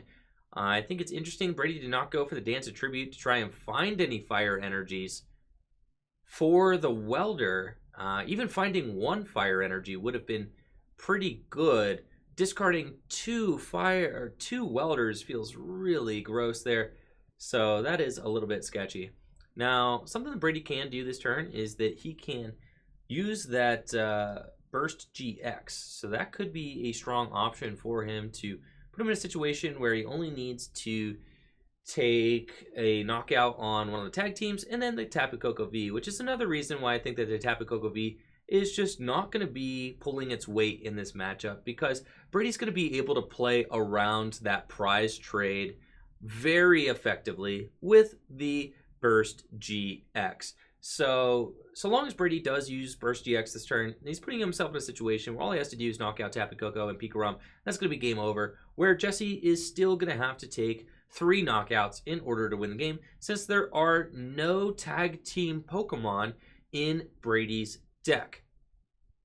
You see Brady getting that Blacephalon out of his deck. It's a nice little tech there, allowing Brady to snipe damage. Good against stall decks. Not going to see any play in this matchup, though. We see Brady immediately using the Naganadel GX Ultra Conversion and finally finding his fire energies. But I'd be very surprised if Brady has access to a welder, since he did have to Dede change 2 of those away. So we see Brady going in with a quick ball, getting an energy into the discard pile, and getting himself another Poipole onto the bench. And his board position is more or less established. He has got some really nice draw with the Oricorio GX and that Naganadel GX and Beast Rings in hand. He's more or less just going to be waiting for Jesse to take that key knockout, which puts Brady on his Beast Ring turn. And Jesse here has really locked himself into a situation. Brady, wow, discarding a 3rd welder off of that. If Jesse had anything going, he would be able to win this match, I think, with Brady having 3 welders in the discard pile. But Jesse has a really, really bad board state at this point. 2 Dedenne GXs on board, both of which are just completely worthless at this point. He's got the Tapu Koko V as well, which is also not helping or pulling any weight. No room for Zeraora. He can't retreat either. This Zapdos is just stuck in the active position unless Jesse has a switch, which he discarded the 3 supporters on the first turn of the game. Doesn't have a supporter in his hand right now. Not sure if he's got a switch available to him. I'm thinking it's just going to be a Thunderous Assault for 10, and that's a horrible situation to be in. With Brady discarding all of those welders, Jesse is not in a position to punish him for those plays. Instead, we've got an energy switch onto Pikarom, and Jesse has to pass. He's got a handful of Vitality Bands and a Radar. Nothing going on, and this is the worst possible situation you can be in playing Pikarom against Blacephalon. The more time you give this deck to establish a board, the more energy they're just going to pile into play. So I think that Brady is absolutely going to be able to take control of this match. We see him grabbing that Naganadel GX out of the deck. He's going to Ultra Convert that away with his own Naganadel GX, drawing 3 cards. And even though he doesn't have any sort of welder action going on, he is going to slowly start to get energy into play. And I spoke too soon. There is a welder, his 4th welder in his hand now. He has it and is going to be able to get some energy here. But I don't even know that Brady is going to take a knockout on the Zapdos. He would much rather wait and try to take the real prize, which is that Pikachu and Zekrom Tag Team GX. So I wouldn't be surprised to see Brady just start to pile some energy into play. Going with Naganadel and charging up some energy onto the bench. And then maybe just going in with a Bursting Burn again. I think that could be optimal, but I really don't want to see a Mind Blown for 1 prize from Brady at this point, especially since he prized, or not prized, but discarded so many welders already in this match. Now with the Beast Energy, the sting of a Mind Blown on the Zapdos is a little bit alleviated. He could just let 2 energy go. That doesn't feel as bad. I was going to say, discard, lost zoning 3 energy to knock out the Zapdos feels really egregious with all of your welders in the discard pile. But I could see this happening here. So Brady will lost zone 2 fire energies and put the challenge amulet there on the active Blacephalon, making it so that it only has 50 hit point or 80 hit points remaining and is only worth 1 prize. So Jesse top decking the research does have an option here to play that research, and we'll see if Jesse is able to go with the plan to full blitz onto a Raichu and then start reset stamping. I think ideally Jesse wants to knock out either the Naganadel or that Oricorio GX. You don't want to knock out this Blacephalon that's only worth 80 hit points, that's only worth 1 prize. I think knocking out the Oricorio would be potentially ideal, but it is just going to be a challenge almost no matter what Jesse does at this point, because taking the knockout is just going to give Brady a really aggressive draw and a ton of options to accelerate energy into play. And thank you so much, the Sherb, for that Twitch Prime sub. Thank you so much for supporting the channel. Much, much, much appreciated. And then I do think also another option for Jesse, knocking out that Blacephalon GX on the bench with 2 fire energy attached to it would be really big as well. Make Brady really extend to take this knockout on the Pikarom and then punish with a reset stamp. But of course that does require that Jesse has the Raichu and Alolan Raichu GX. I mean, he's got to have a lot of pieces to put together this turn. So we're assuming that Jesse's going to take a knockout. He's got the energy. He could full blitz the active for KO, putting Brady on that Beast Ring turn.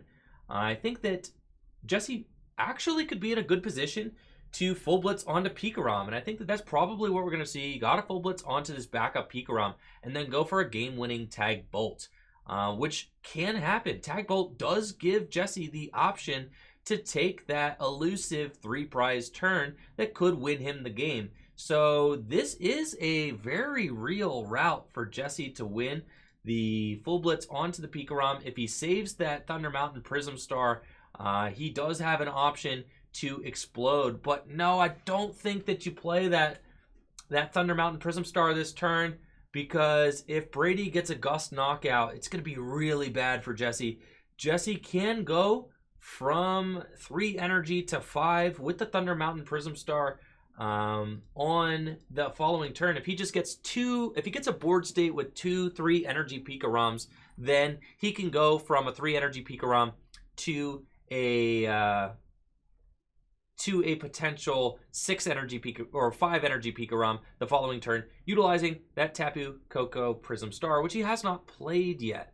So we are seeing Jesse just opt to put 4 energy onto that Pikarom on his bench. I mean, that's a real all-in play. If Brady has an option to gust up and KO the Pikarom with all the energy on it, I think that's going to be lights out.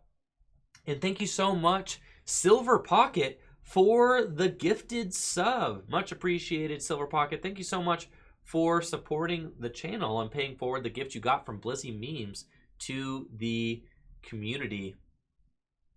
And I think that Jesse's in a situation where if he gets gusted, if that Pikarom on his bench gets brought out, this game is going to be over. That being said, if that Pikarom on Jesse's bench gets to live through the turn, then he's in a pretty realistic situation to be able to win the game. And I'm not sure if Brady's list is even playing Great Catcher. I did not get to see that inclusion, so there might not be a Great Catcher in the list. If there's not a Great Catcher in the list, then this could be pretty disastrous, as Jesse can definitely Tag Bolt for the remaining 4 prizes, and he doesn't really mind giving up this 3-prize turn if he can win the game. Sure enough, there is a Great Catcher in that deck, and I think that Jesse really needed to hang on to that Thunder Mountain Prism Star. This is going to be really tough if that 4 energy Pikarom gets gusted, and is surely going to give Brady the game. And Brady's deck is very small now. He's got a lot of options to draw cards. He's got Ultra Conversion. He's got Oricorio GX. I'd say there's almost a no chance that he misses this great catcher with all of this energy in play. He can Marnie and take a look at the next, the next 5 cards of his deck, and then he gets to Oricorio as well. So Jesse's really going to get punished here, getting that kind of power bank of energy on his bench KO'd by Brady's Blacephalon GX. And I think we can see just if that Thunder Mountain Prism Star got pinched for another turn, then Jesse would have the option to spring to a Tag Bolt GX with either of his Pikaroms. That being said, Jesse could have some information that we are not aware of. It's possible that he might have prized his Tapu Koko Prism Star. I don't know that I have seen it yet. It's not in the Lost Zone or anything like that. And Jesse might just not have access to it. And if he doesn't have access to the Tapu Koko Prism Star, then he has to go for this all-in play. But Brady has already got that great catcher in his hand. So it's not a matter of if that Pikarom on the bench is getting gusted up. It's just a matter of when at this point. Brady's got the Counter Stadium as well. Really, really bad. And then Brady's going to be able to build up enough energy in play to just guarantee himself the game on absolutely whatever he needs to. He only needs to discard 5 energy. He's got the Island Challenge Amulet at this point as well. And this is going to be an easy win for Brady, taking a clean one-hit knockout on that Pikachu and Zekrom Tag Team GX. 5 energy gone. And with the Island Challenge Amulet on that active Blacephalon GX, means that Brady could get one more turn of Beast Ring. Now, Jesse does have Reset Stamp to 1 and a Pikarom on the bench with 2 energy on it. Can he save face in this game?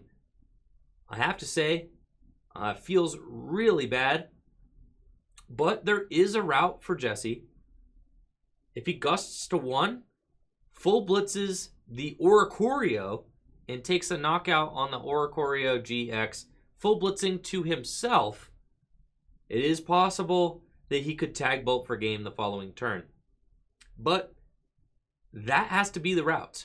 It has to be gust the Oricorio, I think, or else he's for sure going to lose. Brady has 1, 2, 3 energy in play. Assuming he can charge up 1, that's 4. Brady just draws into an energy. It's going to be game. So it looks like Jesse is going to Stellar Wish here. Finds an Electro Power. Nothing really of note there. Quick Ball could get him the Tapu Koko Prism Star to at least be able to attack. Yeah, and the Stadium Bump. Jesse also needs a Stadium Bump because at this point, Brady can just Ultra Space for a Pokemon to draw more cards with the Naganadel GX. And it is feeling like Jesse is just at a really grindy position that he's not able to play out of here.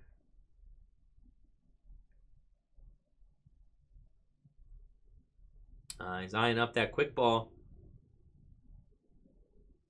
as a possibility, or Electro Power. But there's no Pokemon that Jesse can promote that is completely safe from a mind-blown knockout. I mean, he does only have to deal 80 damage to knock out this active Blacephalon with the Challenge Amulet on it. And it looks like, wow, Jesse committing to a second Jirachi. That means no Tapu Koko Prism Star. And there is Tapu Koko Prism Star in the deck, so now I'm very confused as to what Jesse's game plan is in order to be able to attack, because Jesse did have the Quick Ball and he could have gone for the Tapu Koko Prism Star, instead opting for this second Jirachi here. And it looks like he is going for the Pokemon catcher. He flipped heads, but he can't attack. You could bring up the Oricorio, I guess. I mean, I think that's kind of where he's headed here, but Jesse feels very much lost in the sauce right now, trying to figure out how to navigate these final 4 prizes. And feels like he's just a little bit stuck. Oricorio GX coming into the active position with that Pokemon catcher, but that Pokemon catcher is not an aggressive Pokemon catcher. That is a Pokemon catcher of desperation.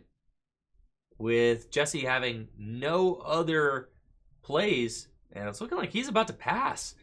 I think he was at least better off just maybe full blitzing the Blacephalon. I don't expect this to stick Brady, especially since he could just Ultra Space for a Pokemon and convert it away.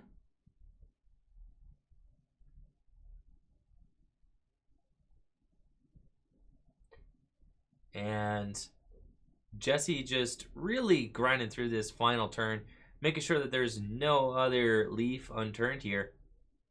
And he's just going to have to pass. And we'll see what Brady's got. He's got a Beast Ring. He could still play Beast Ring. But I'm not sure how many energy are left in his deck. So Brady's going to go in with Ultra Space. He's got plenty of energy. 2 energy in deck. And his whole deck is pretty much live cards at this point.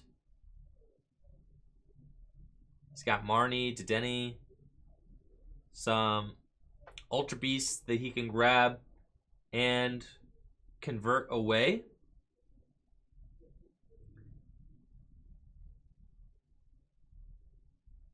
But the Blacephalon deck famously does not play any switch cards. So Brady will have to retreat this Oricorio GX, which is in the active position right now, in order to get it out. Now, Oricorio GX does only have a retreat cost of 1, so it's not bad to have to pay. He does have Beast Ring to accelerate more energy into play. And Brady should have it here. All he has to do is find himself that final energy to retreat, and he can Mind Blown this Jirachi for game, which just puts him in an extremely good position. And he's got Marnie. Marnie should guarantee him the energy he needs. He's only got a couple. He's going to draw out his entire deck, and he's got the energy to retreat and Mind Blown for game on that Jirachi. So Brady taking the win with Blacephalon GX against Jesse Parker's Pikachu and Zekrom Tag Team GX deck. And that's going to be it. Brady taking the win with Mind Blown for his final prize. And thank you so much, Jimboy10, for that Twitch Prime sub. Thank you so much for supporting the channel, and congrats to Brady on his round 4 win. We're going to get Brady Botner back here momentarily to talk about his Blacephalon GX deck and his win against Pikarom in this 4th round. We'll be right back. All right, we are live with Brady Botner. What's the record now? 4-0. 4-0 with Blacephalon GX. You are going to Toronto this weekend. Yeah. So talk to us a little bit about Blacephalon GX. Was this the list from Top 32 of Malamar? It's very similar. It's like 1 card different. I put in a second today. Riley and I decided that you only need 2 charging up Naganadels. So just cut the 3rd one. Yeah. Wow. Because, I mean, you probably only get 1 or 2 ever into play. I've never put more than 1 in play. Wow. Yeah. I mean, just between Beast Ring and Welder. But, I mean, we saw that game. Yeah, most of your welders were just going to the discard pile. We were just pitching those. Right. Pitching those. Who cares? Uh-huh. And we're able to get there. So talk to us a little bit about what you think the strengths are of Blacephalon GX heading into this this upcoming weekend. I think it just kind of beats up on all the other GX and like tag team decks. It's like very consistent. You draw a lot of cards. I mean, you saw like between Oricorio and Ganondale, Heat Factory. I mean, you can draw like 12, 15 cards a turn. Like, realistically. And it has a very good ADP matchup, which is like the main selling point. That is a major selling point, as it does seem like that is going to be one of the most popular decks by far. Now, traditionally, Blacephalon GX has had a little bit of a tough time keeping up with the non-GX decks. I mean, so like Baby Blacephalon, Malamar, is this something that you're concerned about? Yeah, a little bit. I think Malamar you can beat if you just get off to a hot start, because Malamar is kind of a slower deck. Baby Blacephalon, very difficult. Yeah. Malamar, got its own problems for Yes. sure. That's absolutely true. But I think that you showed there. I mean, it does feel like it's kind of in the same vein as Baby Blacephalon. So, what is the argument for Blacephalon GX over the Blacephalon Unbroken Bonds deck? It plays a lot more off the board. Because the damage is like based on the energy on the board as opposed to in your hand. Yeah. So you're less susceptible to like reset stamp. Because like with Baby Blacephalon, you get like reset stamp to 1 or 2. You're like, I hope my Oricorio is gas, or I'm just gonna lose this game. And then if it's not, you lose. And Blacephalon, I mean, you have like Naganadel GX in play also, so you have like a whole lot of drawing options that Baby Blacephalon doesn't really have. Sure. And just being able to not get stamped to 1, just lose like a lot of the time is very good. And it makes sense since, I mean, really the matchups are all very similar. Mm-hmm. I mean, in that, Baby Blacephalon's probably going to take the L to Malamar and most other one prize decks, but has that favorable matchup against the tag team decks and the Zacian V decks. So you're kind of taking a similar route with the Blacephalon GX deck. And it seems like, you have the very easy ability to draw through your entire deck. Yeah. And another thing Blacephalon GX does that Baby Blacephalon doesn't do is it bodies Obstagoon, which like... Obstagoon, yeah, very good. Any of those show up, freedom. Yeah. Freedom, excellent. Well, I look forward to hopefully seeing you at the top tables this weekend, Brady. Me too. And congrats on 4-0. We're getting ready for our final round here in just a moment. Players are gearing up for the 5th and final round here at the Full Grip Games League Tournament. We've got Brady Botner on the left versus Holden Sheeks on the right. Holden playing his patented Snorlax VMAX Welder deck here to a 3-1 record so far. Brady's got that Blacephalon GX deck back on the table. Brady is 4-0 versus Holden at 3-1. This should be an explosive match, and I'm looking forward to seeing how it goes.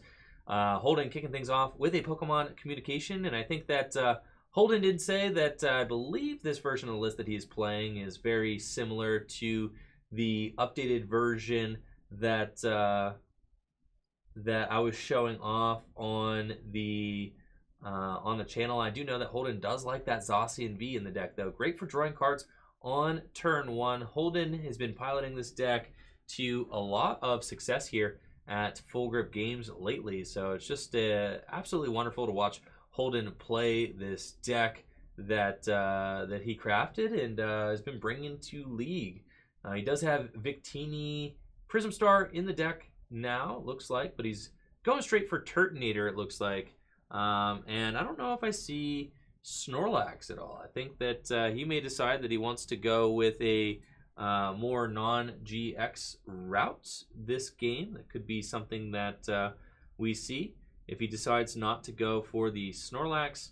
And then it looks like we're going to see a Fiery Flint discarding Giant Hearth and that Fire Crystal to go get himself 4 Fire Energy out of the deck. And I suspect that we are going to see a turn 1 day-to-day change. Holden building up this this hand to really just be discarded. And he's going to start loading up this Turtonator with energy. And it's pretty clear that Holden is carving out his strategy here, going with the Turtonator first, and then might decide to go with more GX Pokemon later down the line. But I think that's a valid strategy, considering that Blacephalon GX is best positioned when it is knocking out big Pokemon. And Holden knows all too well that his Snorlaxes can get KO'd pretty easily by Blacephalon GX. So I'd be interested to see if Holden decides to go in with the Snorlax at all. I feel like his deck does not have enough attackers that are not Snorlax in order to not attack with Snorlax. It does look like he does have potentially Ordinary Rod. Is that Ordinary Rod there? He does have Ordinary Rod in the deck, so maybe he does have enough gas to attack with somebody who isn't Snorlax. If he could theoretically attack with Turtonator, Ordinary Rod it back in, maybe a Heatran at some point. He's got Victini Prism Star. A lot of different options here for the deck. And Zacian V is going to give him a nice little boost in draw. I think that Holden deciding to potentially go for the Jirachi does seem pretty reasonable. He's got that Dedenne in his hand, which is going to be valuable for some additional draw as well. But Holden needs to be careful not to bench too many Pokemon that are not attackers. He's got that Vulpix already, which is great for gusting. And he's got the Zacian. He's got the Dedenne already. I would like to say that I think that this final bench spot cannot really afford to go to Dedenne, and rather would be better off going towards another attacker. Looks like Holden is going to grab Heat Factory off of the Stellar Wish.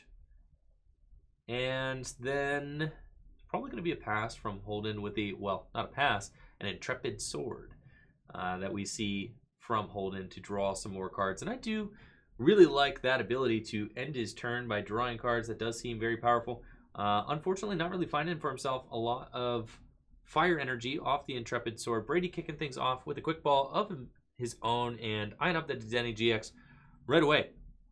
So he's going to get to have a pretty explosive draw turn one himself, and it's looking like Brady's setup this turn, this game is going to be much stronger than his setup the previous game. Now he is getting rid of a Beast Ring, unfortunately, in this hand, so that is a little bit of a concession, but he has a Beast Energy in his hand, which is very good, and will allow him to get an energy attachment down onto his Blacephalon GX.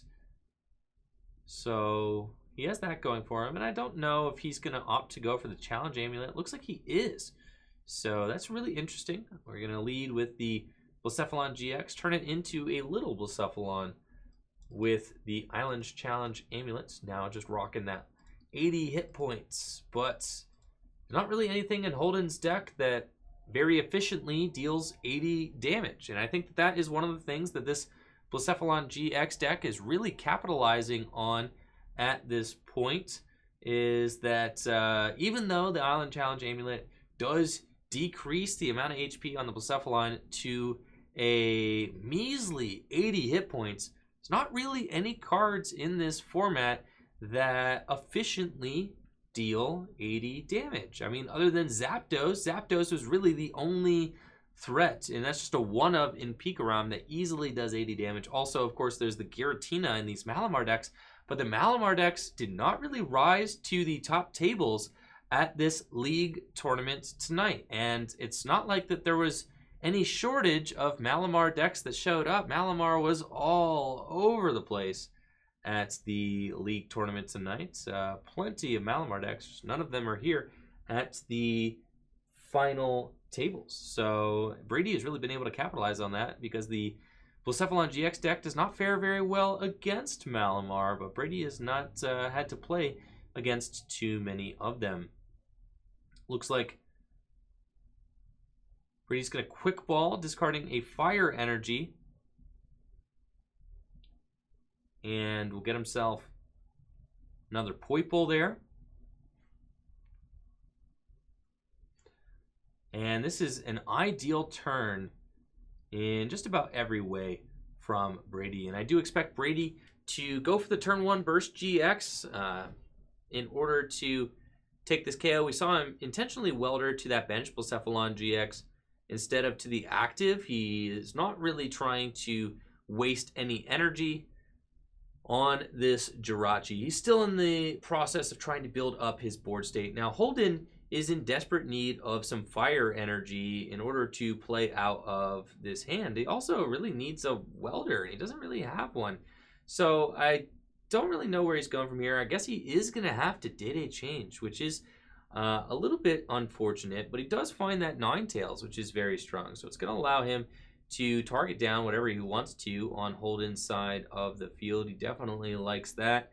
And then we are going to see, I think, a Dede change. And you got to love the Pokemon communications in Holden's deck, just allowing him to continue churning through the deck and saving key resources. We saw him toss that Heatran GX into the deck with the Pokemon communication, which is great because he is about to discard his hand, but he doesn't want to discard the Heatran GX, as Heatran GX will be one of his best attacking options later in the game. But he does have to get rid of the Heat Factory as well as the Ordinary Rod. And we see Holden actually deciding not to give Brady that Heat Factory which could end up biting him a little bit. And it looks like Holden is trying a little bit of a different Snorlax deck, actually. He's experimenting with some different card counts and card inclusions altogether. Holden was not playing the Pokegears originally in his list. He's trying out Pokegears tonight. Really interested to see his thoughts on the Pokegears in the deck. So he is playing Pokegear, looking for a Welder. Wow, and he doesn't find... Oh, he does. There it is. Full Art Welder. Thought he had whiffed it, but no. He's got that Full Art Welder off the Pokegear. So that Pokegear coming in very clutch there off of the Day-Day change and finding himself the Welder. He does have 2 Fire Energy in his hand, so he is going to get to Welder those onto the Turtonator. Now, the real prize would be if Holden could find a Fire Crystal and gust up something that is not this active Blacephalon. You really don't want to waste a Turtonator's attack on this Blacephalon that's only worth 1 prize.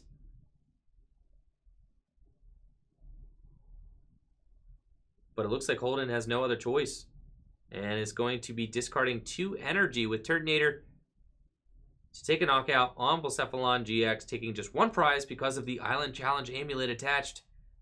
That Island Challenge Amulet proving to be very strong. Ironically, Holden did not actually have the energy he needed to knock out full health Blacephalon GX. He never found that 4th energy. So, the Island Challenge Amulet, just putting that Blacephalon GX within range of the Turtonator's attack and allowing Holden to take a prize, but not really helping him advance too quickly towards his win condition of 6 prizes. And now Brady, in control of the game, has got a lot of targets on Holden's side of the field that he could take out. Brady could just very simply knock out Dedenne GX, maybe Zacian for game, but or knock out the Turtonator and then 2 Dedenne GXs. I'm not sure how many great catchers that Brady plays. Another option, Brady could just take a knockout on the Turtonator and then knock out a Dedenne GX and then use the Naganadel GX's Venom Shot for game on a Dedenne GX. A lot of different routes for Brady to be able to win this game.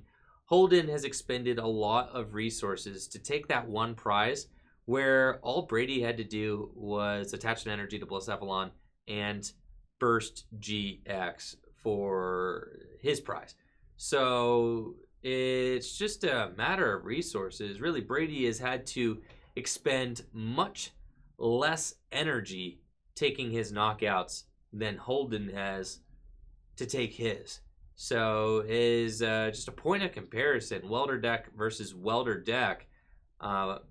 Brady has been trading very easily here, taking 2 prizes already while not giving up any prizes in return. He's got another Island Challenge Amulet on that active Blacephalon, using Mind Blown, sending 3 Fire Energy to the Lost Zone to knock out that Turtonator. Holden going in with Stellar Wish and finding a Fire Crystal. That's good. But I'm not sure who his attacker of choice is going to be in this upcoming turn. He's going to Fire Crystal, get 3 Fire Energy back from the discard pile. And does he have a Welder? He's going to Quick Ball. And it looks like he's discarding Snorlax V, potentially going for Heatran. That or Victini Prism Star could be options. Victini Prism Star does pretty easily deal the 80 damage necessary to take this KO. But again, gotta see if Holden has a Welder in his hand. He does have a Welder. Okay, he's got Fire Energy as well. So he's selecting his attacker of choice. Is it Heatran or is it Victini V? I think both of them are going to be able to take knockouts on this Blacephalon GX. But again, Only taking one prize on a Blacephalon GX feels so bad. Now, Holding could potentially get a gust around the Blacephalon GX this turn, and I think that could play to Holden's favor. He would really love to take a 2-prize knockout this turn if he can. And Holden's still just taking his time on this quick ball. It looks like he's going to end up on Heatran GX. Heatran GX, Steaming Stomp, capable of dealing 130 damage. Holden is not going to be able to ramp this to a 200 damage attack this turn, though. So Heatran kind of damage capped at 150 maximum if it were to use its GX attack this turn. 130 damage is going to be... Oh, wow, we're actually seeing a welder onto Ninetales. Not something I thought I was going to see. Holden really buying into the non-GX strategy here. Going in with Team Up Ninetales and actually benching a Snorlax. And we're going to see Ninetales take this knockout. So there he goes. Ninetales from Team Up. Flametail does deal 90 damage, and Holden throwing a couple of welders back into the deck with his Palpad.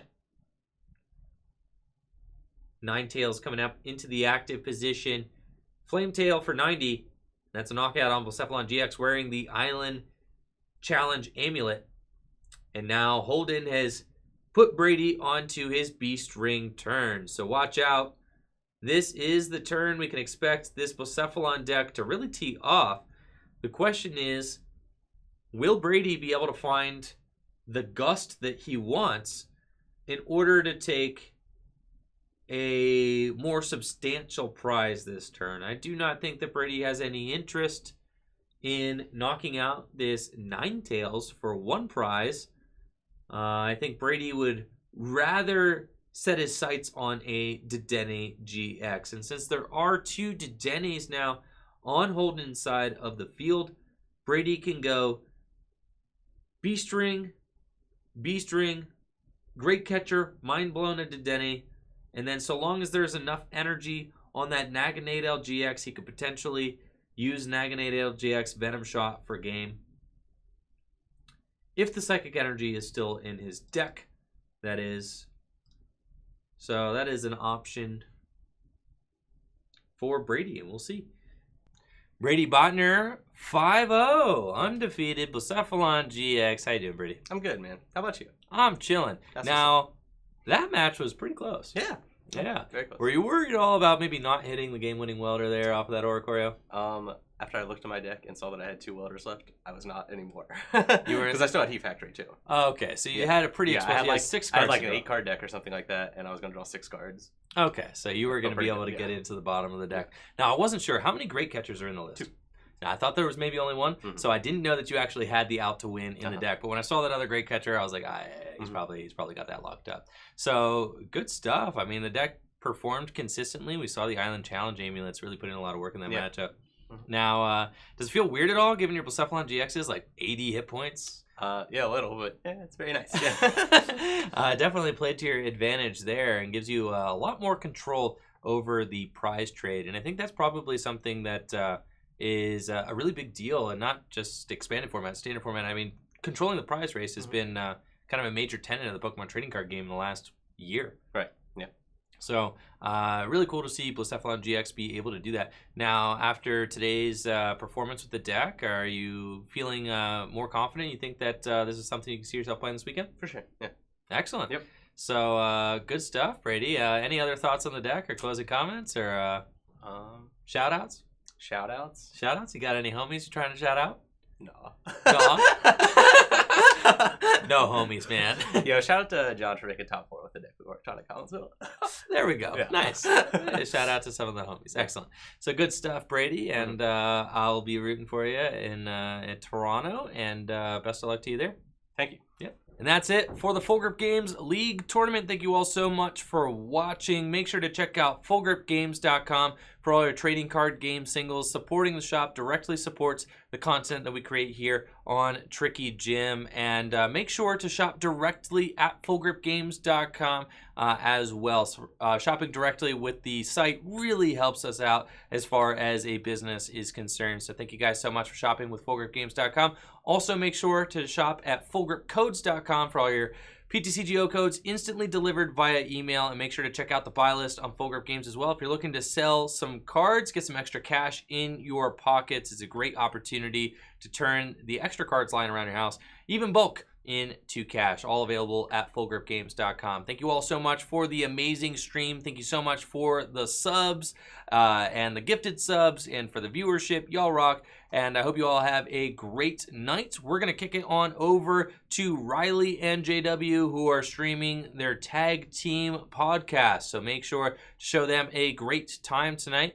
Y'all have a good evening, and I'll catch you back here tomorrow morning at 10 a.m. Eastern Standard Time for Fun Deck Thursday. So if you've got any decks that you want me to try out tomorrow for Fun Deck Thursday, make sure to drop them in the sub Discord. We have a Discord here at Tricky Jim. Make sure to drop them in the sub Discord. If you have any questions about how to get into the sub Discord, there is a command. You can do !Discord, and it'll give you instructions on how to join if you are subbed.